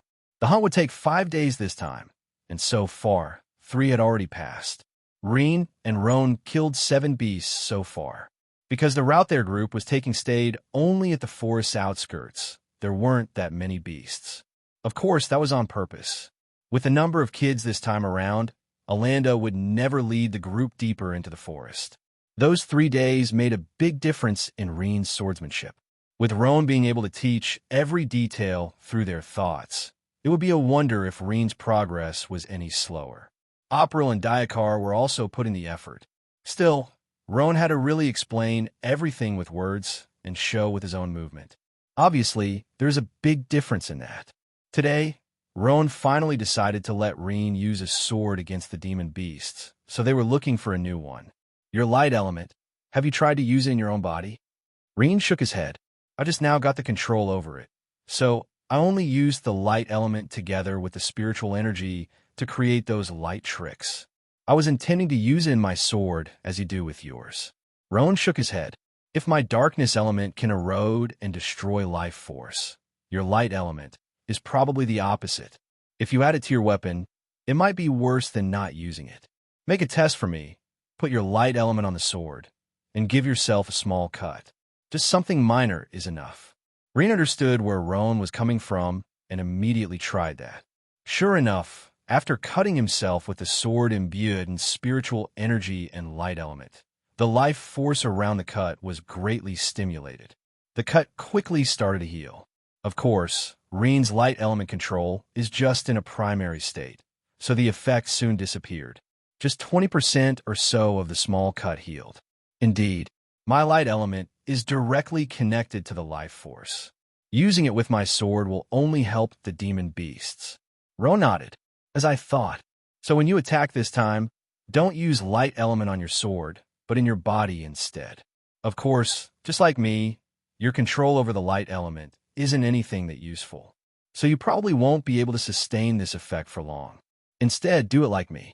I only use my darkness element in the last second of my attack. So do the same thing with your light element.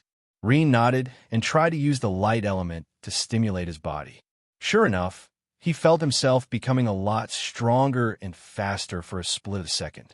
However, the effect disappeared right after.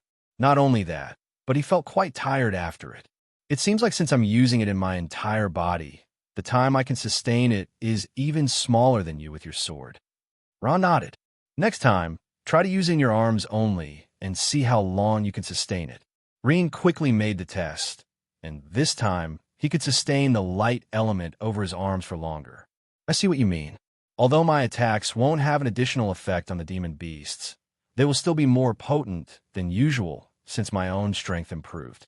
Rean then went beside a tree and slashed it.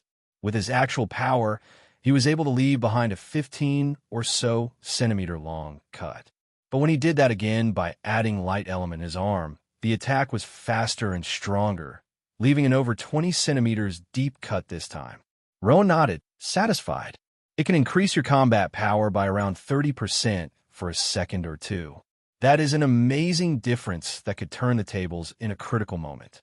Try to get better control over it as we look for the next target. Rean agreed with Rowan, and their group kept moving. Around 2 hours later, they found a horned shadow leopard. Once again, Rean and Rowan went in 2 different directions and used a pincer attack. But the leopard was fast and quickly escaped. It circled around and attacked Rowan. Unfortunately for it, Rowan was having it easy parrying and blocking the attacks.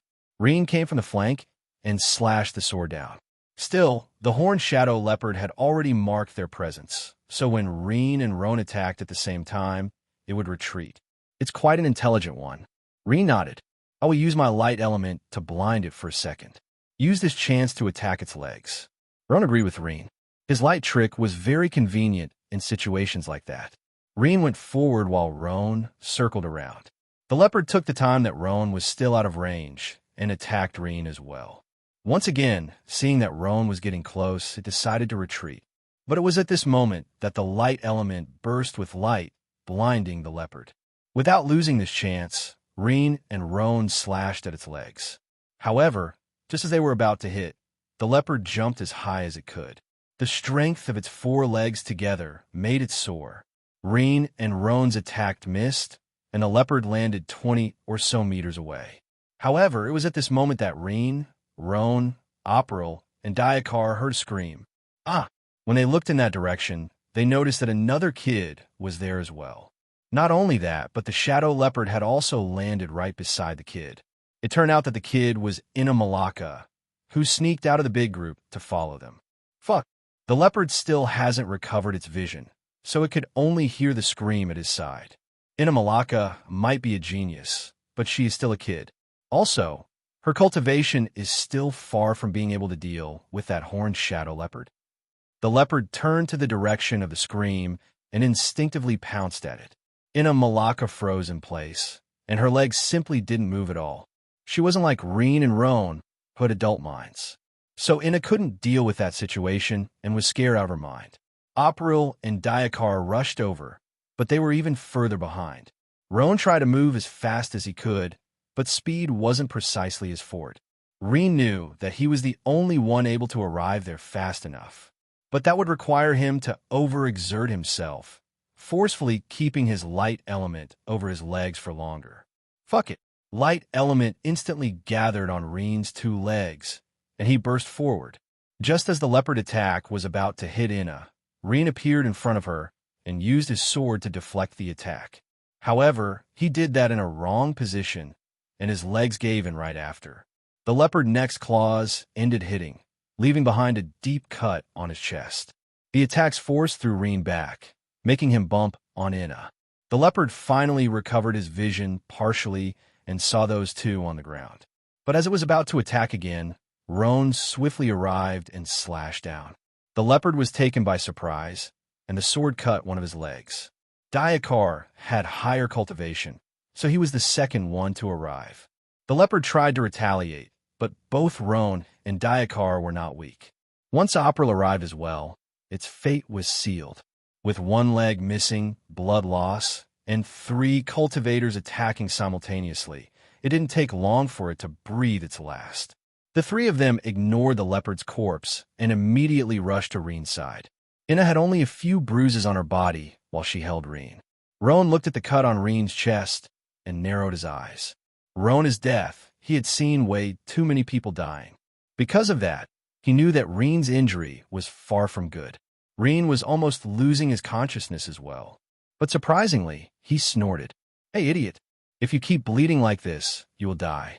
Use your light element to heal your body." "Well, if you don't want to, that's okay for me.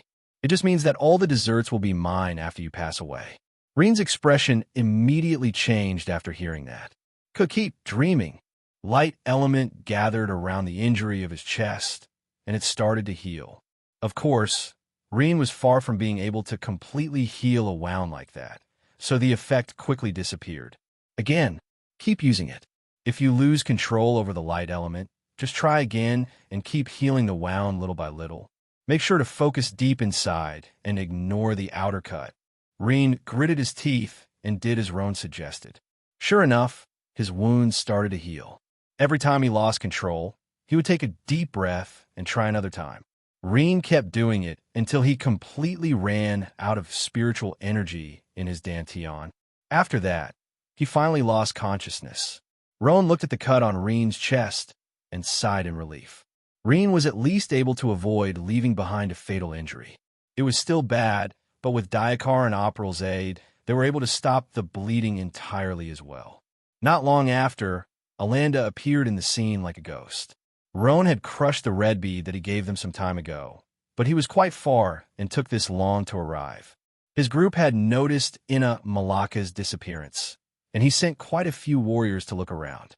But seeing the scene in front of him, he immediately understood what happened. Other warriors soon arrived at the scene as well. Alanda passed the crying Inna to them and used his spiritual energy to check Rean's condition. But it was at this moment that he heard Roan. "Don't worry, he will be fine. The way the injury is at the moment will not be enough to endanger his life. Once he recovers his consciousness, he will be able to use his light element to finish healing his chest." Alanda was surprised to hear that. "He can heal himself?" Roan nodded. "His light element stimulates life force, which greatly improves the body's healing ability." Roan then explained everything that happened, and Alanda was obviously amazed to know that light element had this ability. "By the way, how did Inna Malaka appear here?" Alanda shook his head. "She snaked out when all the kids were cleaning the demon beast bodies. Because they were all concentrated around the corpses, the other warriors didn't notice that she wasn't present until a long time later. As for me, I was far ahead of the group, taking a look at the surroundings to see if any mob wouldn't be attracted by the smell of blood." Roan and Alanda then glanced at crying Inna, who was being dragged back to the leading group. For her to be able to sneak out without any of the warriors noticing was quite impressive. Alanda nodded. Her talents are not only in cultivation, after all. Still, she better be prepared for a very heavy punishment when we go back to the tribe. When I found out that she had disappeared, my heart almost froze in place. After hearing those words, Roan couldn't help but send a spiritual sense message to Alanda. Is she really just a green aptitude level kid? It doesn't matter how I look at it. She is way above Rivio, who has the same aptitude. Alanda grimaced and sighed in the end. First, because he was impressed that Roan can already use spiritual sense messages, and second, because he noticed Inna's talent difference easily.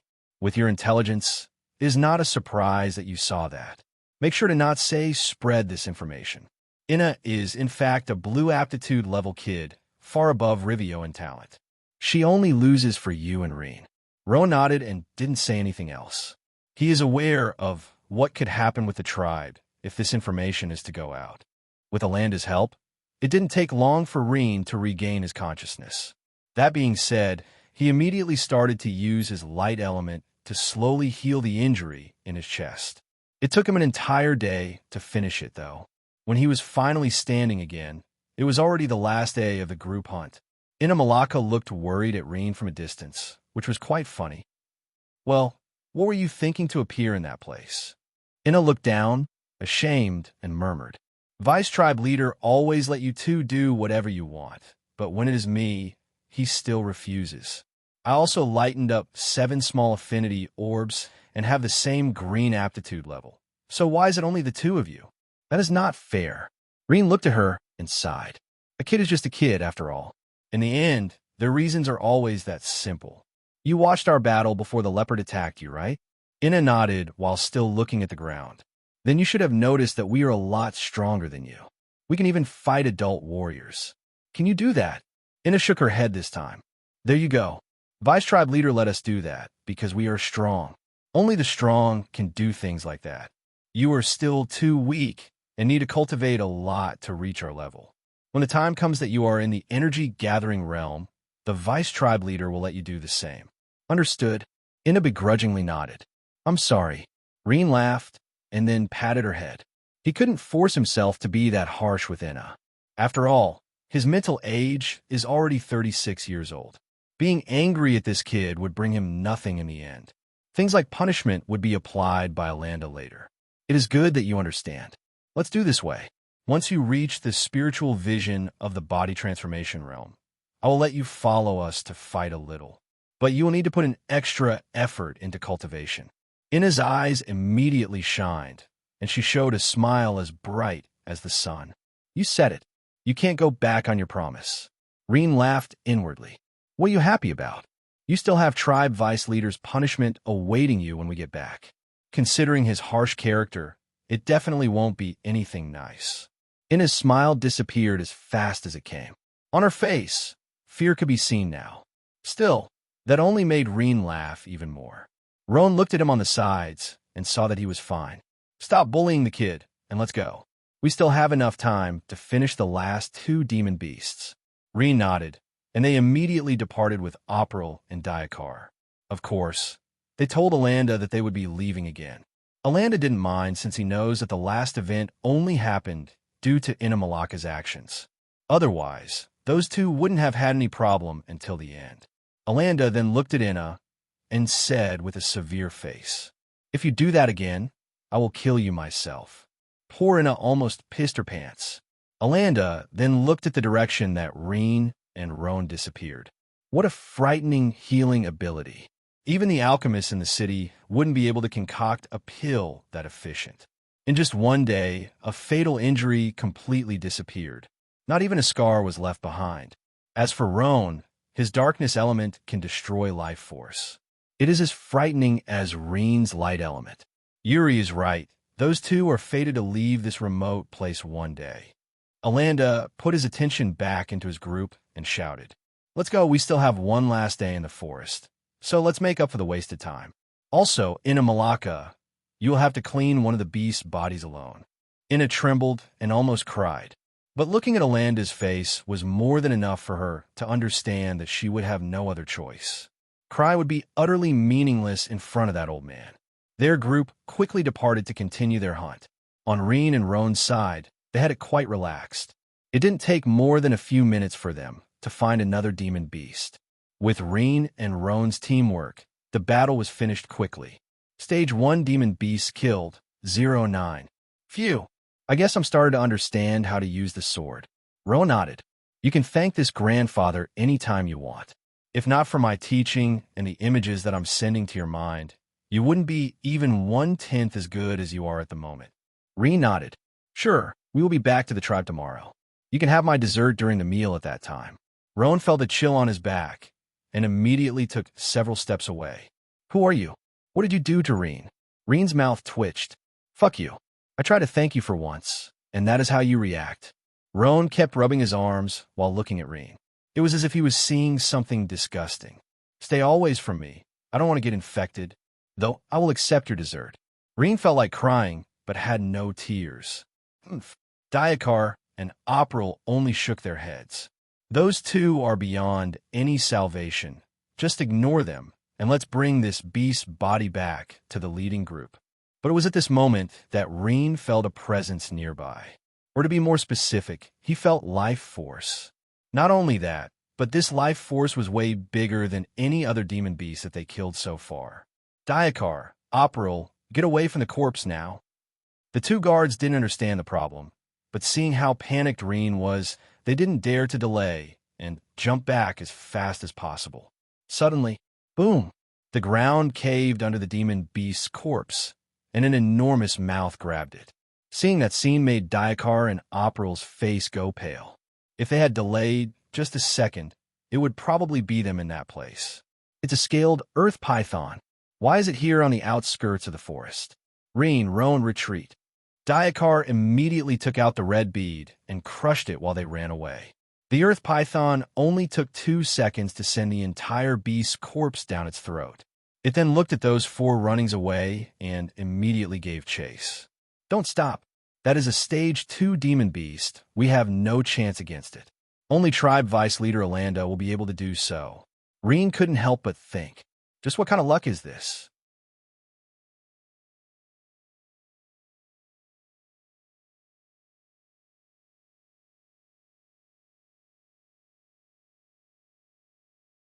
Alanda was with the leading group when suddenly he rushed out. As soon as Diakar crushed the red bead, he immediately noticed it. What is happening with those 2? There shouldn't have been another accident. Back on Rean's group side, they were not as fast as the python. It only took it a few seconds to reach their group. It then pounced at Roan, but Diakar, who was beside him, took out his sword and slashed against it. The sword hit the enemy's body, but nothing more than a small cut was left behind. Diakar has the highest cultivation, being in the middle stage of the energy-gathering realm, but even he couldn't damage it.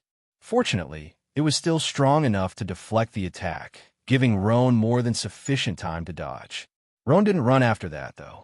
Instead, he took that chance and slashed against the python's eyes. Because of the speed of the python, Roan already understood that running would be meaningless. They need to resist until Alanda appears. The python closed its eyes, but it wasn't enough to prevent the cut, especially since the power of the darkness element immediately started to erode the surrounding area. Rean had heard Roan's call, appearing on the other side in a second. He was planning to hit the other eye as well. However, the python understood the danger and immediately dodged while swiping its tails against Rean. Although Rean used his sword to block, his body was too small, so he was still sent flying. The only good thing was that he didn't get injured. The python didn't take this group seriously before, but it won't hold back anymore. Roan looked at it and then told everyone, "Don't try to run, we're not as fast as it. Try to stall for time. Attack together and defend together. Alanda should be here in any second." The python didn't waste any time and attacked once more. However, it circled around and went to Rean, who landed further away from Roan, Diakar, and Opril. Rean didn't panic. He waited for the moment that the python pounced at him and used his light element on his legs, dodging the attack in the last second. However, the python's tail came once more while still on the air after jumping to avoid the previous attack. Fuck. Bam. Although Rean had used light element in his arms this time to block the tail with his sword, he didn't have a foothold. Thus, Rean was sent rolling in the air, even further away from Roan and the others. Noticing the chance, the python immediately ran after him. Roan and the others were close, but would need another second to help Rean. As for Rean, he hasn't landed yet, so he couldn't see things clearly. Roan could see that Rean would be swallowed whole if he didn't arrive there in time, but he couldn't use the enhancement in his body like Rean. Are you two idiots? Why haven't you traded elements through the connection of your bodies yet? Just have Rean send light element within the thread and use it on yourself. At the same time, send dark element back for the exchange. Sister Orb. Rean and Roan didn't have time to think, so Rean gathered light element while Roan did the same thing with dark element, quickly making the exchange. This was the first time they tried something like this, but surprisingly, it felt as natural as breathing. Light and dark elements passed through the thread in an equal exchange. Two opposites, still one couldn't exist without the other, the real meaning of yin and yang. For a moment, a small part of Rean and Roan's hairs changed, showing a mix of black and white colors. Roan ignored this fact and immediately used the light element in his legs. He hasn't tried something like this before, but he had seen Rean enough times. For a second, his speed soared, and he was able to reach the side of the snake's head, just as it was about to swallow Rean. He slashed down against the same eye he hit before, leaving behind an even deeper cut. Not only that, but he had used Rean's light element to increase the power of his arms in the last moment too. The python's attack direction changed, and Rean finally landed on the ground. Rean didn't waste this chance and did the same thing, slashing against the python's other eye, who had lost its balance due to Roan's attack. Light element increased the power of his arms, while dark element was used on the sword. The enemy had no time to dodge, and its other eye was hit as well. Greater damage while leaving the erosion of the life force effect behind. The python was now blind. Because it couldn't see anymore, it immediately went berserk, swiping his tail around. Rean and Roan were once again sent flying, but the python didn't pursue. Instead, it tried to go underground one more time to escape. It needed time to heal its eyes. Since you were already here, why don't you stay for a while longer? It was at this moment that Alanda arrived. He grabbed the snake's tail and swung it around. The half part of its body that was already underground quickly came out. Alanda is at the Foundation establishment realm, so he and the python should have similar combat power. But because the python was blind, it didn't pose too much of a threat to Alanda. Rean, Roan, Diakar, and April also helped on the sidelines. With Alanda's sword piercing through its skull, the python finally stopped moving. It was dead. Seeing its body, Alanda let out a sigh of relief. It is finally over. It was then that he looked at Rean and Roan. He could see their hairs, which are black and white, slowly turning back to their original colors. Not only that, but he was also close when Rean and Roan used the other's element. However, he decided to ask about it later. Just why is there a stage 2 demon beast in this place? Rean's group shook their heads. They too had no idea. Number of demon beasts killed, 10. Reward list is now open. Hearing Sister Orb's voice, Rean and Roan were surprised. It seems like that our contribution was big enough to be considered a kill too. Most likely because it is a stage 2 demon beast, so the efforts were equivalent. Rean nodded. However, Sister Orb had spoken normally a few moments ago. Why does she need to go back to this machine-like speech right after? Roan didn't care, though. Anyway, we could take a look later. For now, this exchange of elements is of greater concern. Did you feel anything blocking you when we did the exchange? Rean shook his head. No, it was very natural, as if it was already part of me. Roan agreed with Rean. Exactly. That means that our connection through that black and white thread is stronger than I imagined. I guess it will be a lot harder to get rid of it in the future. It was then that Rean mentioned. We tried to go to 2 opposite sides of the tribe, but the connection was still there. However, the tribe is just so big. If a chance appears, we should try to move even further away to see if it would impact our souls or bodies in any way. Roan pondered a bit. Very well. We can check another time. For now, let's help them bring the python's body back. Alanda looked at the body and around, but couldn't find any clue. It came from the ground, and it doesn't seem like it was lured here. I can only conclude that it was mere coincidence that it appeared in this place.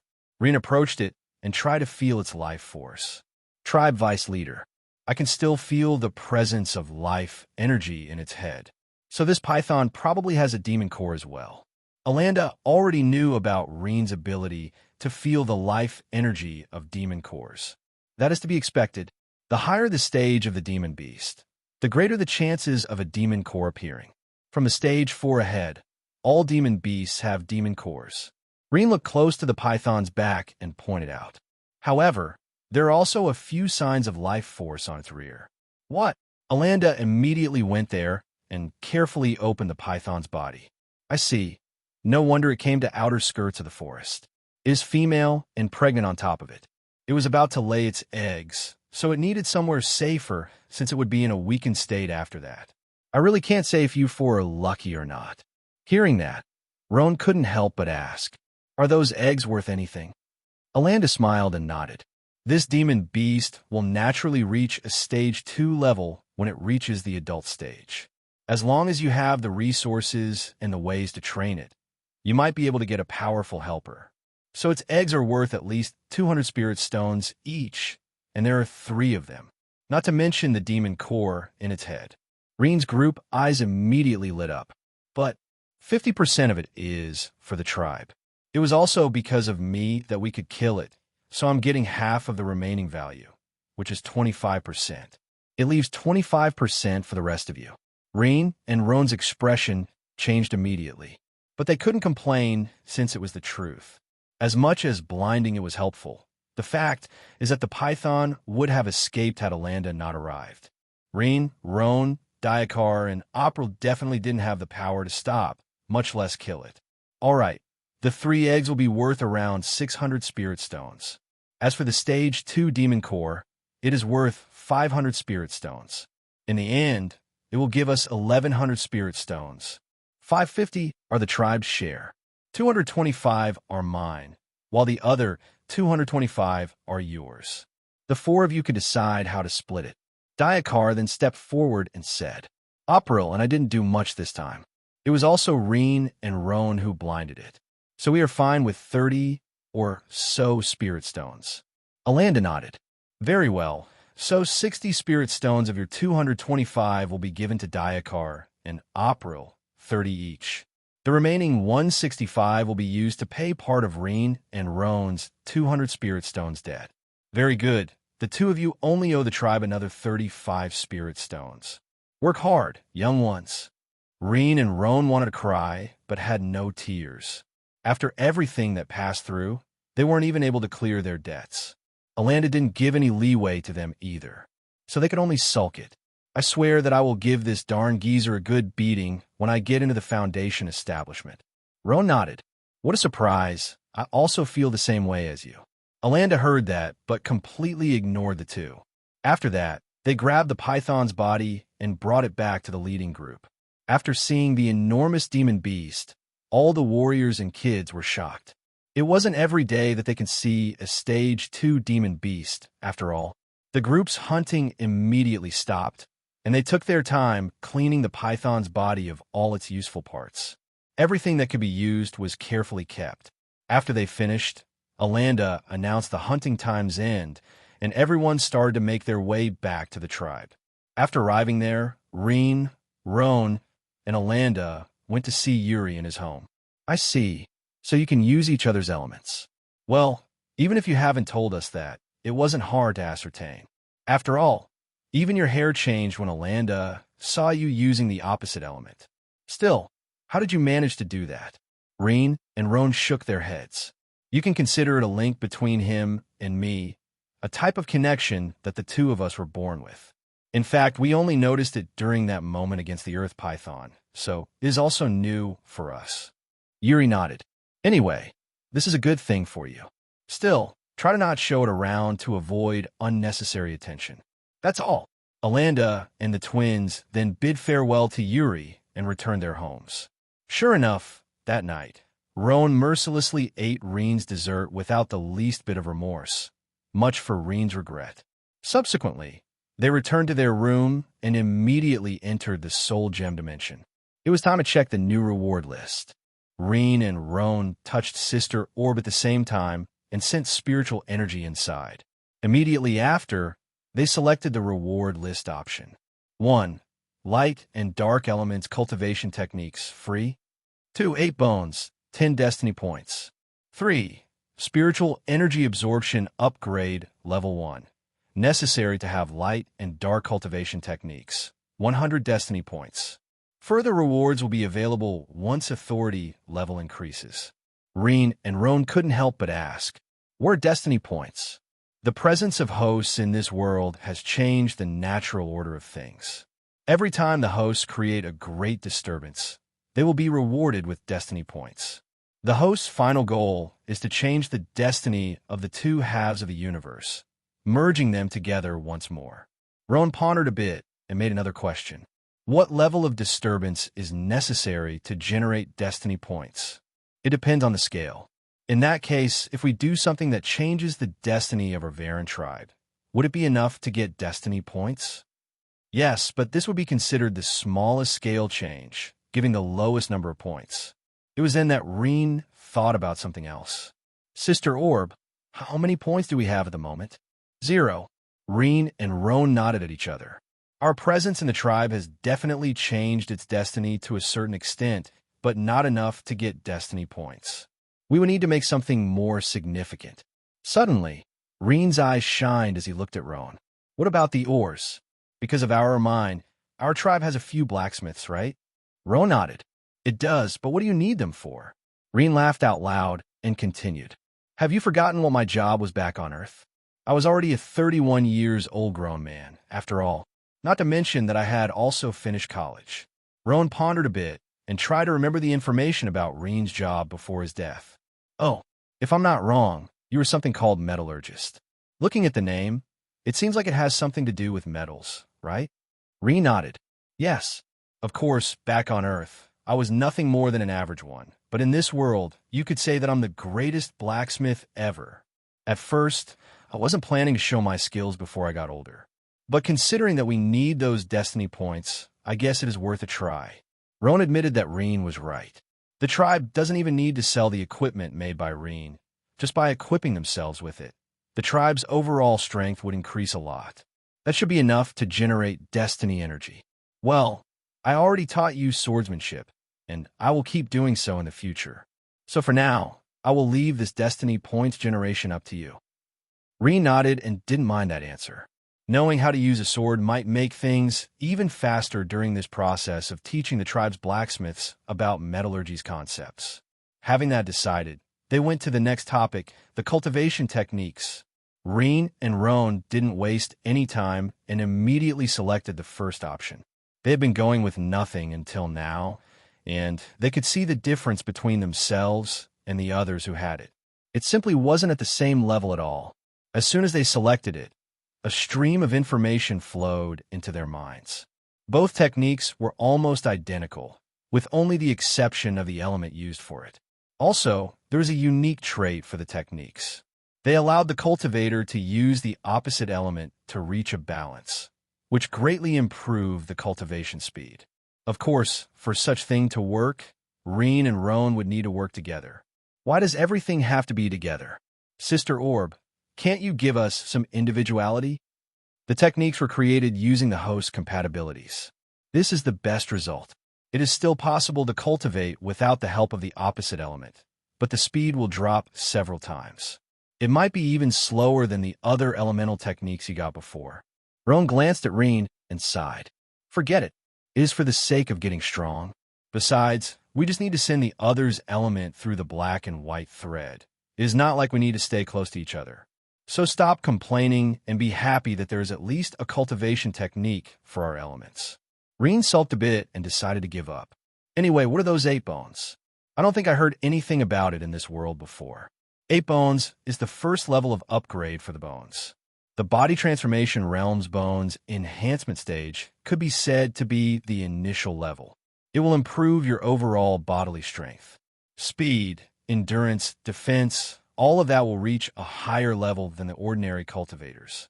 Roan already expected something like that. This is a good thing. However, it will take a long time for us to gather that amount of destiny points. So let's just forget it for now. Rean then added, as for the third reward, it is pretty much self-explanatory. Sister Orb, how much is the improvement in spiritual energy absorption? Each level increases the absorption rate by 5%. If Rean and Roan were kids, they might have complained about that amount, but they are not. They know that a simple 5% now would make a gigantic difference in the future. The further they go into the path of cultivation, the greater the difference would be.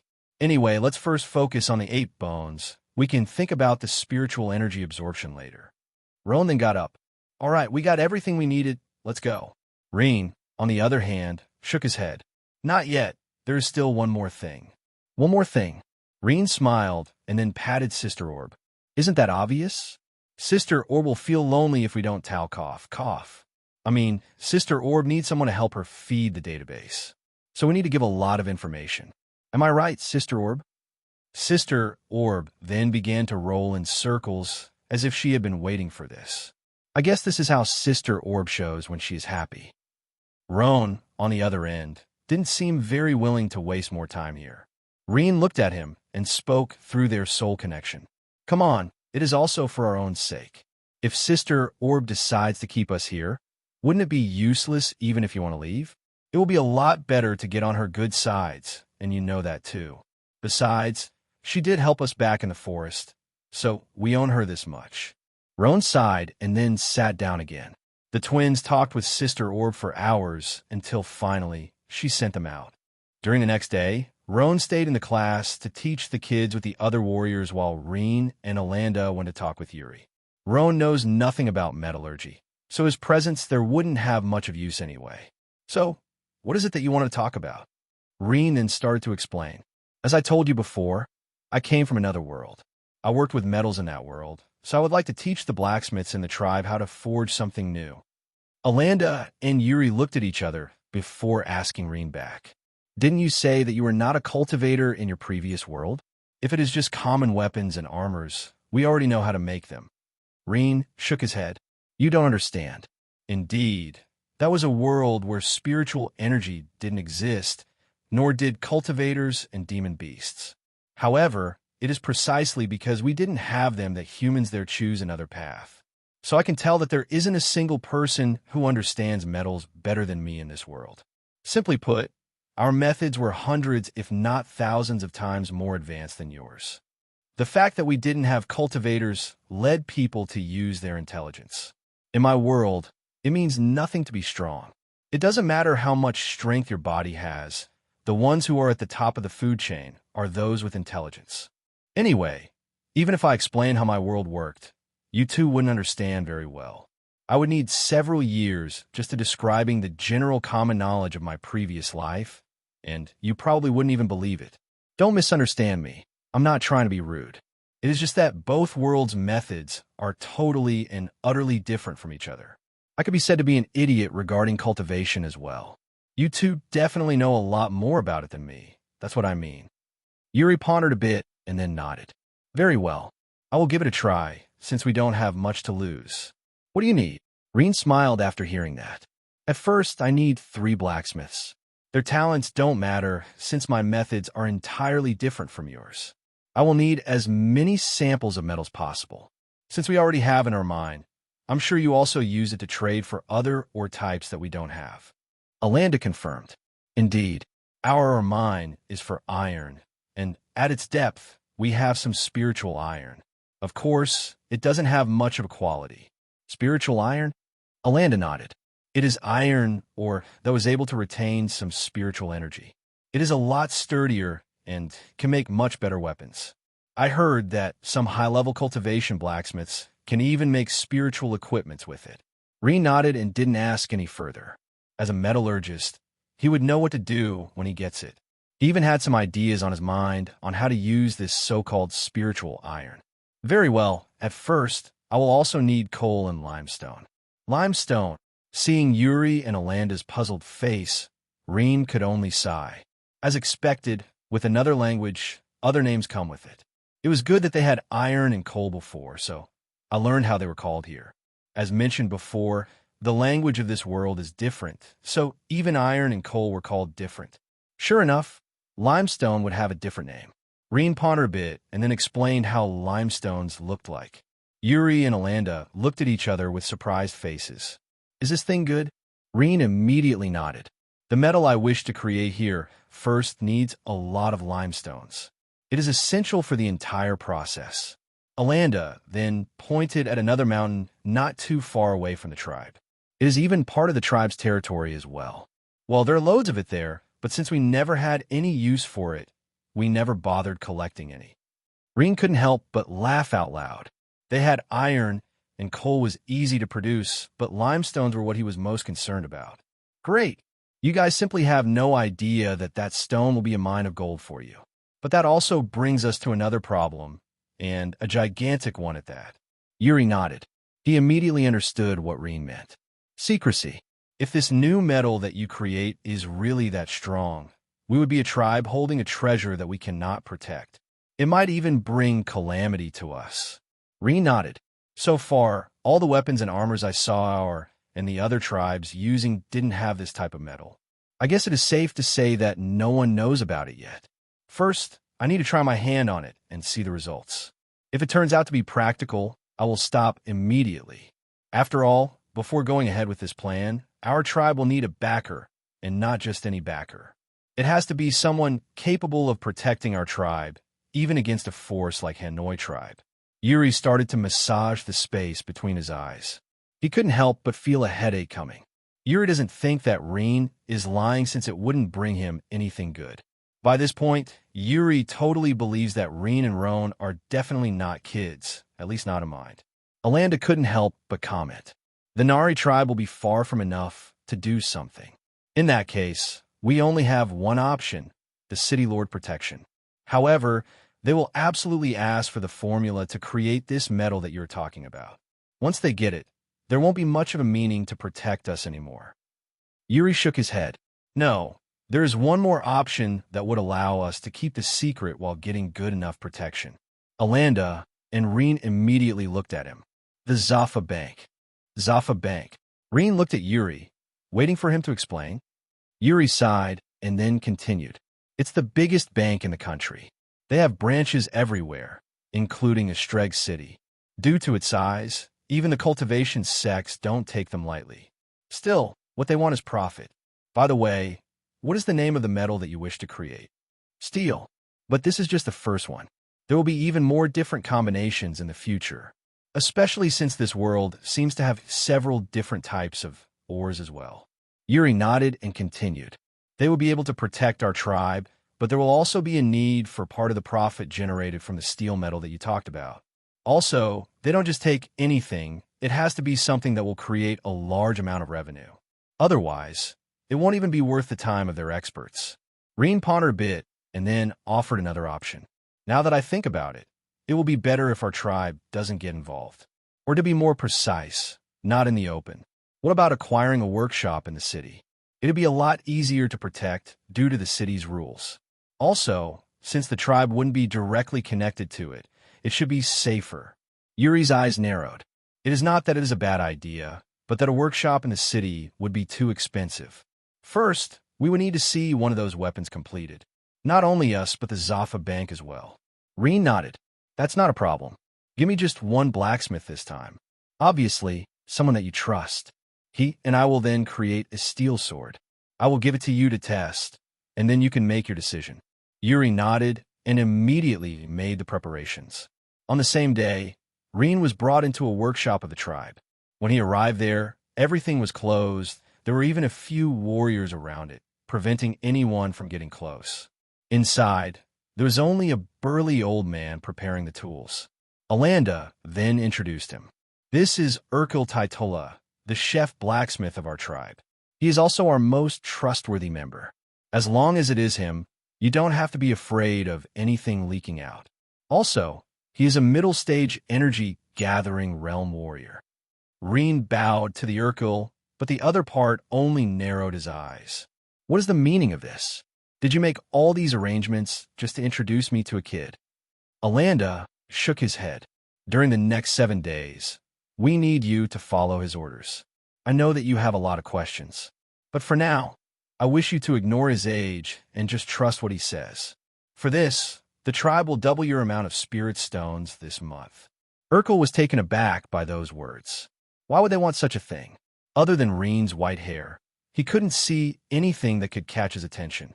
Sigh, I don't know what Yuri is planning, but since this is his orders, I will follow them. However, I don't need any extra spirit stones. That man only does things for the tribe, and I'm sure this situation is not different. If I take those spirit stones, I wouldn't be able to sleep at night. Rean and Alanda smiled after hearing that. It was at moments like these that Yuri's reputation came in hand. Rean then looked at Alanda and asked, Are the warriors that I asked ready? Alanda nodded.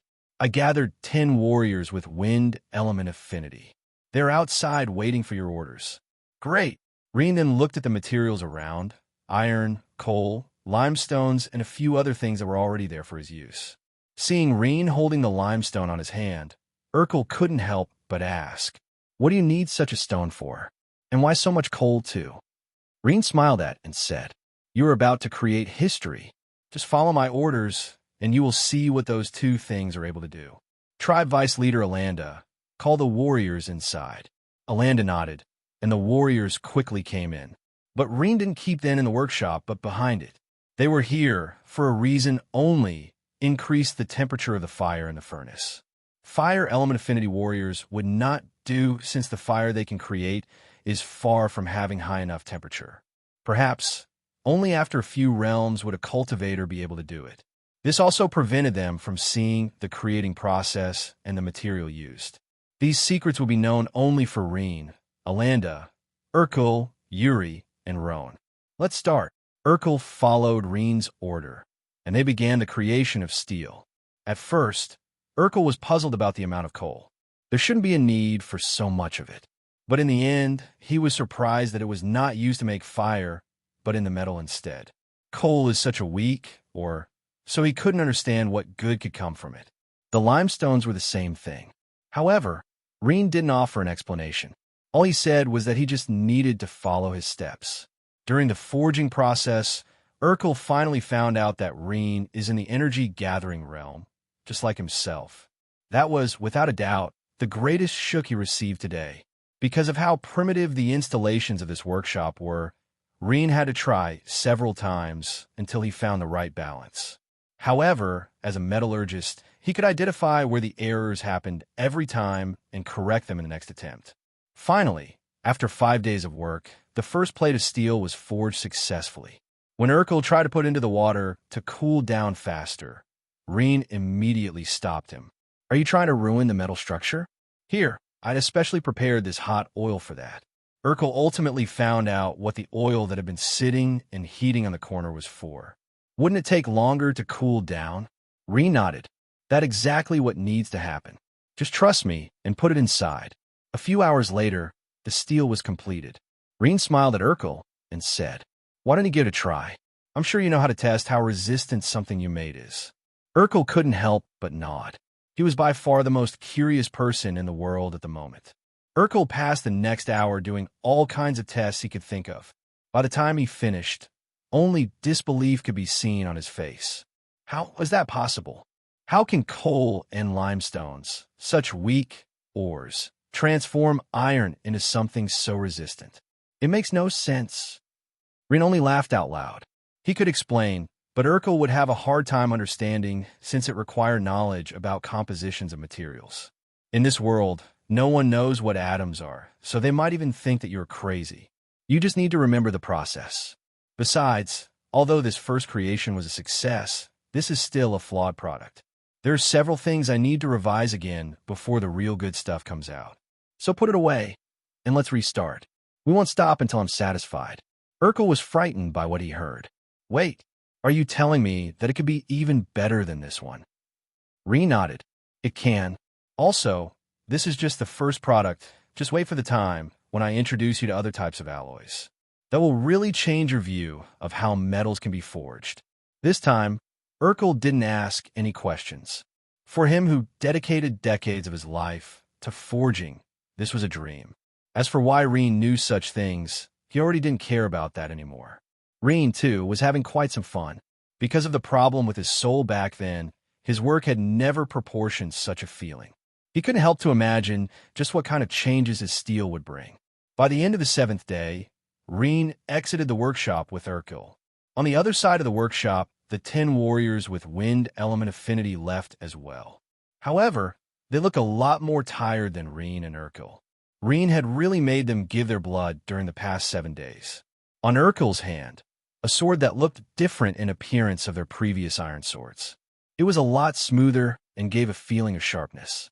During the creation of this sword, Rean found out that spiritual energy could be used to enhance the final result even more.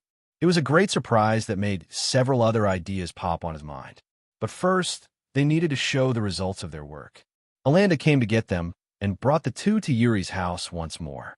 In front of Yuri, there were 2 swords, one of the ones used by their tribe, and a new steel sword. Just looking at them, it was already possible to see the difference. The steel sword definitely looked much better than their iron sword. Seeing that scene, Rean laughed and then suggested, "Go ahead, take both swords and strike them against each other. I'm sure you will love the result, especially since this steel sword was made with spiritual energy as well. So it should be even stronger than you think. Even its sharpness increased a lot." Yuri and Alanda nodded, grabbing one sword each. They didn't need to use spiritual energy. With their foundation establishment realm, their body's power already surpassed any ordinary person. The two took some distance and attacked each other's sword. Well, it couldn't even be considered an attack. That was basically the same as throwing an iron hammer against a glass window. The two simply couldn't be compared. The iron sword was slashed in half, while the steel sword barely got any collision marks. Yuri was sure that even if he brought 100 iron swords here, that single steel word would destroy all of them. Impressive. Even the sword I bought in the city can't compare to it. No, they are in two completely different categories. If this sword appears in the town, it would inevitably cause an uproar. That being said, Yuri looked at his sword and then gritted his teeth. Let's try again. Alanda was taken aback. But you paid 300 spirit stones for this sword. Yuri nodded. Yes, but it doesn't matter. According to the blacksmith shop, they use spiritual Kaz to make it. Oh, right. He looked at Rean and commented. Kaz is in ore that is similar to iron, but a lot sturdier. The spiritual Kaz is even more so. I have used this sword for a long time, and it is indeed a good one. However, I can't hold this feeling to try out against your steel sword. I must know how much stronger your steel sword is. Rean laughed and nodded. Sure. I'm also curious to see how good a sword made with this spiritual Kaz is. After all, my steel sword was made with nothing more than common ores that couldn't be more ordinary. But first, let me take a look at your sword. Yuri nodded and passed it to Rean. After making a few simple tests, Rean's eyes lit up. Such an incredible metal, and I've never seen it before. I wish I had some to work with. I'm sure I could create something several times better than what they did with this sword. Still, Rean didn't point it out and simply gave it back to Yuri. All right, you can start now. However, you better be prepared to lose 300 spirit stones. Yuri laughed out loud after hearing such a comment. No problem at all. I very much wish to lose those spirit stones at the moment. This time, Yuri and Alanda didn't only use their physical strengths.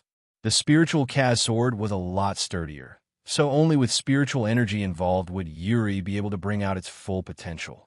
Alanda also did the same thing and imbued the steel sword with spiritual energy. Yuri and Alanda nodded and each other and immediately attacked. Swish! The result was as Rean expected precisely. Yuri's spiritual Kaz sword was also split in half and was completely lost. However, Yuri couldn't be happier with the result. Great! Rean, on the other hand, looked at his steel sword. An enormous dent was left behind, and there was quite some damage to the structure. Indeed, there's a limit to what ordinary materials can achieve.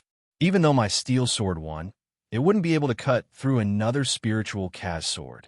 It would definitely break apart. At most, both weapons would be destroyed. However, the steel sword is already better than a 300 spirit stone sword, so it is a good start. Congratulations, host has created steel. Reward, 15 destiny points. Steel will create profound changes in the world.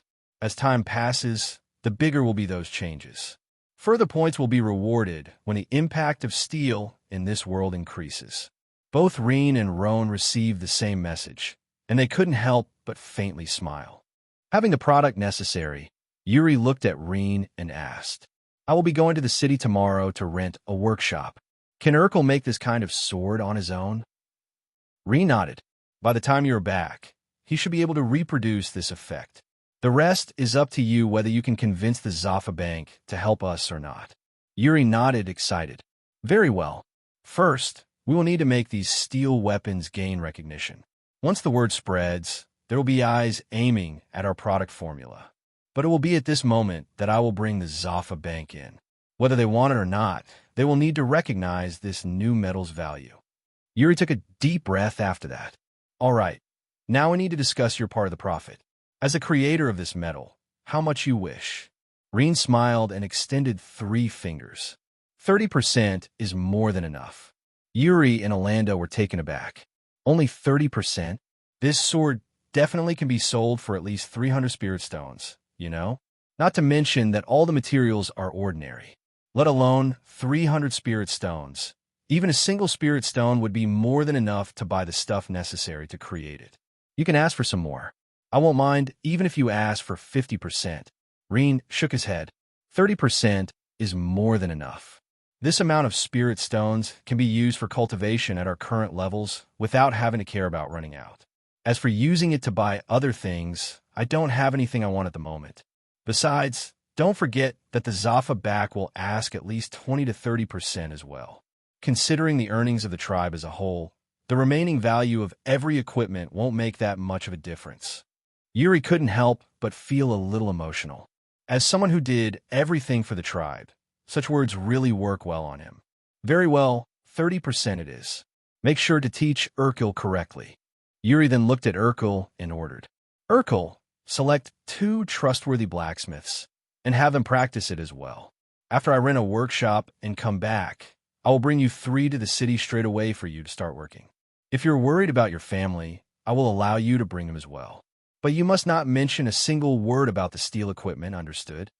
Urkel's eyes shined, and he immediately nodded. Leave it to me. There are 2 youngsters that I'm quite proud of. They will be perfect for this job.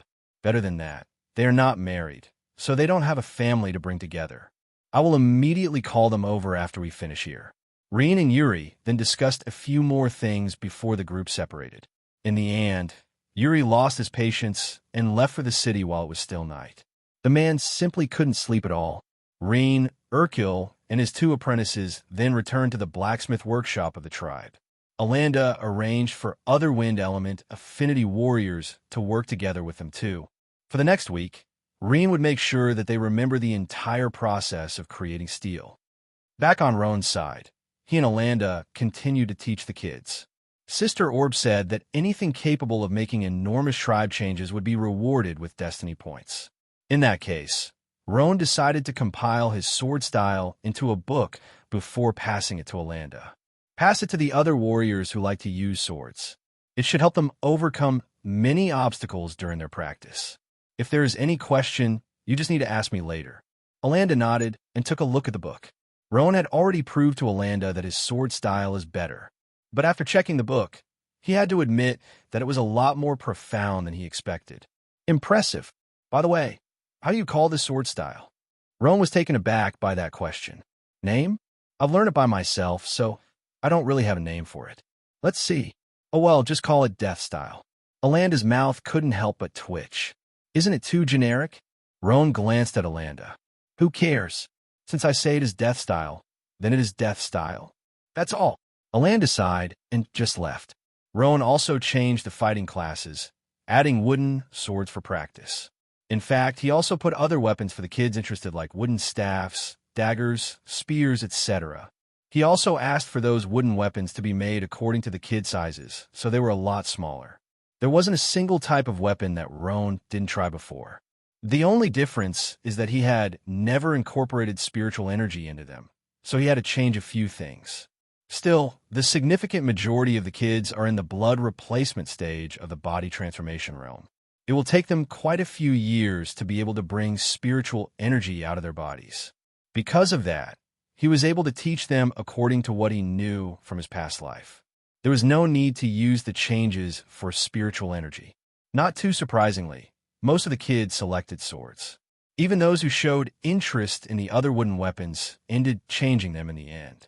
The only exceptions in the entire group were Rivio, who seemed to like the spear a lot, and Ina Malaka, who preferred the staff. Because of that, Roan had to separate a particular time just for those 2. He didn't mind, though. Without Rean around, cultivation was quite slow anyway, so he might as well wait.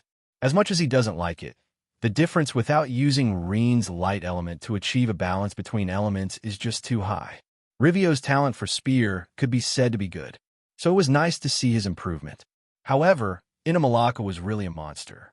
She absorbed everything he taught her about the staff like a sponge. Not only that, but she seemed to have a lot of fun while using it. No wonder Yuri said that the sex would come for her if they knew. The difference between her and Rivio is just too great. Be it intelligence, cultivation, or talent with weapons, she is far above him. It's impressive what the difference of a single aptitude level can do. I wonder just how frightening those red and purple aptitudes are. Just like that, Rean and Roan were kept busy during the entire week. Yuri's visit to the city took longer than expected, and he only came back 10 days later. Why do you think there are so many tribes around Estreg City? That's because there isn't enough space for everyone there. So as you can imagine, even a small workshop in a not much bustling street was quite expensive. Well, when I say not much bustling, it is only compared to the main roads. Due to the enormous number of tribes and the fact that the city is full, even this place has many people passing by. Alanda couldn't help but ask, how much was it to rent the workshop? Yuri smiled bitterly and shook his head. Please don't ask. Just understand that we won't be able to keep that place for more than 2 months if we don't sell anything. Rean laughed, though. Don't worry. The swords and other weapons will definitely sell. You guys saw it yourselves. My sword was even better than a spiritual Kaz one. Urkel and his 2 apprentices then stepped forward, and Rean took the opportunity to say, Urkel has already understood how the process works. His 2 apprentices should be able to do that as well to a certain extent.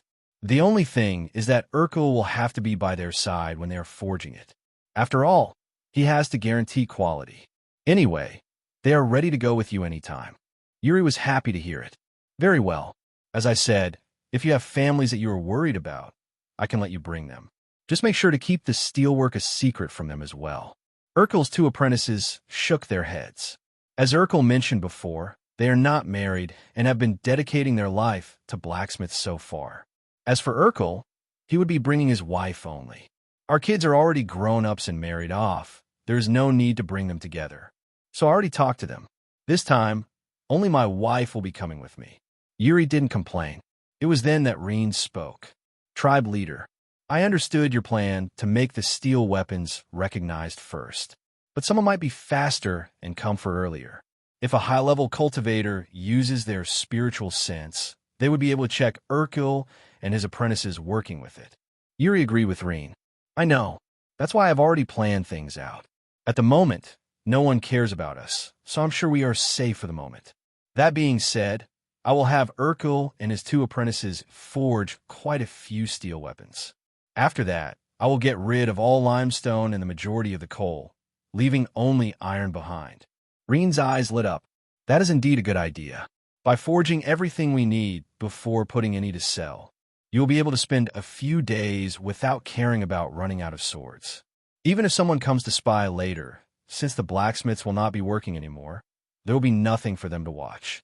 The limestones will be gone, and the remaining coal will only be seen as the way to make fire. Yuri smiled. Correct. Also, I'm planning to forge a lot of iron swords and leave them outside. I will be making demonstrations with the people in the streets. They will be able to select a sword and test it against the steel sword to check the results by themselves. There will definitely be those who want to test their very own weapons against as well. Rean had to admit that it was a good idea. Seeing is believing, after all. Anyway, I will be going. Alanda, you will be in charge of the tribe in the meantime. If everything goes all right, I should be back in 3 or 4 weeks. Alanda nodded. No problem. I already prepared a few warriors to go with you, especially a batch with wind element affinity to help with the forging. Yuri smiled after hearing that. The next day, Yuri left with Urkel and the rest. As Yuri disappeared in the distance, Alanda couldn't help but ask Rean, don't you want to go with them? You will be able to check their work firsthand. Rean shook his head, though. It is only steel. There is no need for me to check on it. Instead, I will be cultivating for the time being. I haven't done any training in the past 2.5 weeks at all. This world is too different from mine. Intelligence can only bring you so far. Without the strength to back it up, I will only become a target in the future with what I have in my head. Besides, Mother would definitely be worried sick. Alanda nodded, satisfied. He, too, believes that one's own strength was the most critical part. Nothing else will matter if you die. And in this world, death is a common occurrence. Good, then go back to classes tomorrow. Rowan had been teaching the kids with me while you stayed in the workshop, so you need to catch up. Rean looked at Alanda. Considering the amount of spirit stones I will get from my steel weapons, why should I keep working as a teacher? I will have more than enough to pay the last 35 spirit stones to you. Alanda shook his head. It is not about the spirit stones anymore. All the kids take you and Rowan as their model. If you disappear, wouldn't it affect their own improvement? How can you be so cold-hearted? Rean's mouth couldn't help but twitch. You just want someone to do your job, right? Alanda looked away and pretended that he didn't hear anything. However, he wasn't wrong. The kids really looked up to him and Roan. Besides, Rean had to admit that it had already become part of his routine. Sigh, fine. Since Roan is still there, I might as well continue. It is not like I have spirit stones to cultivate anyway. Not to mention that I had never had the chance to enjoy my school life back on Earth. Rean then went back home to wash. After all, steelworks in an ancient world isn't exactly the cleanest type of job.